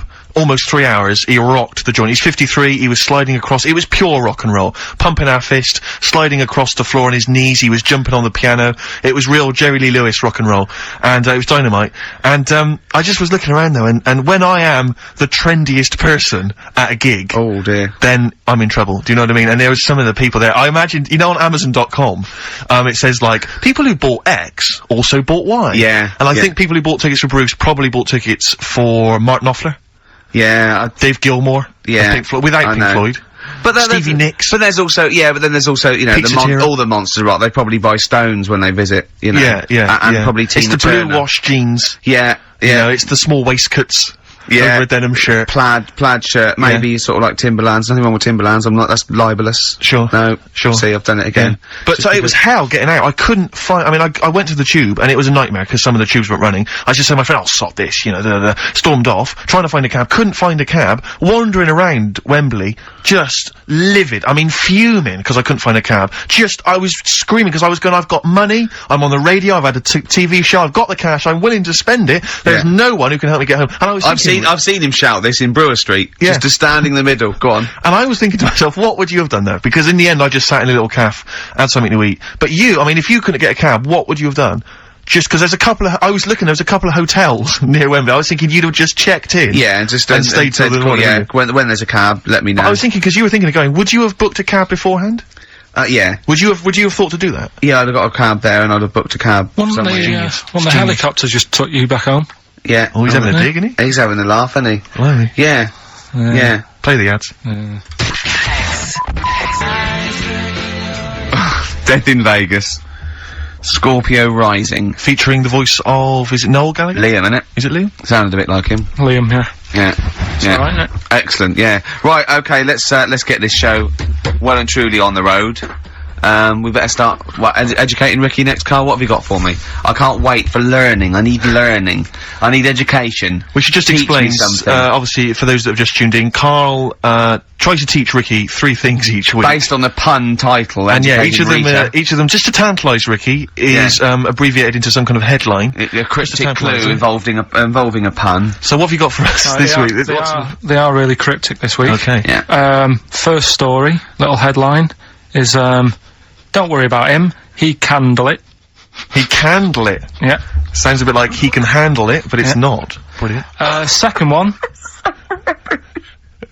Oh, get a lobe of I'm Get a lobe of this. Some classics. Who can forget? Get a lobe of this. Yeah. Coming soon. And stocking 8 Waterman. Go on. Second one. I'm committed to this treatment. I'm committed to this treatment. Yeah. Alright, tantalising. Yeah. And the last one, the police are causing a bit of a stare. The way he looks when he says it. I wish we could see. Can't we get Carl on telly? There's got to be a way. We cannot. With all the cable channels, anyone can get on telly these days. Let's phone up. Let's get you on Choice or something. Just a little. Just Carl. What are you going for? Oh, he can handle it. I think. Don't worry about him. He can handle it. He can handle it. Okay, let's hear this one. Right, are you familiar with the phrase "burning the candle at both ends"? Yeah. Do you know how it's come about? I know a man who does. I assumed that it was to get more light in the room. How would that work? Well, they'd put it sideways and light both wicks, so out of one candle they could get two. No, go on. No, what it is. I know what it means. It means you're doing too much. You're staying up too much. You're not getting enough sleep, and you're. Well, years ago. Yeah. When they didn't have light bulbs and that. Oh yeah, what year is this? Literally ages ago, specifically. Yeah, quite a bit back. Okay. Didn't have light bulbs and that, so they used to have candles in When did the light bulb come in? Because I can't remember at the moment. Don't know. Okay, go on. So, yeah, so they've got a light bulb. You wouldn't know. You're a doctor. You're not a historian. Go on. And people who worked a lot of hours. Yeah. How many? Literally lots. They get up early in the morning because they have to be up early. Yeah. And it's dark outside, so they light the candle. Sure. And they wear it out a bit. And then they'd be getting in late as well. Yeah. And like, they'd be like, oh, it's dark, I'll have to light the candle again. And they're burning candle at both ends of the day. So that's where the saying comes from, burning the candle at both ends. So. Alright. That's a little lesson. Yeah. Lesson 1. Okay. Can I have... No, you can't have You can't rush into them, Rick. You've got to... I've got to soak in that. You've got to soak that one in. Any questions for Carl off the back of that? What do you think? So people were, I mean, basically where this comes from is people were... They're literally burning the candle at both ends of the day. Sure. There you go. So we've still got... Go on. I'm committed to this treatment. And I can't wait. This is like Christmas Rick, Eve for me. It's like Christmas. I've got to open another present now. No, I'm afraid we've got to save it.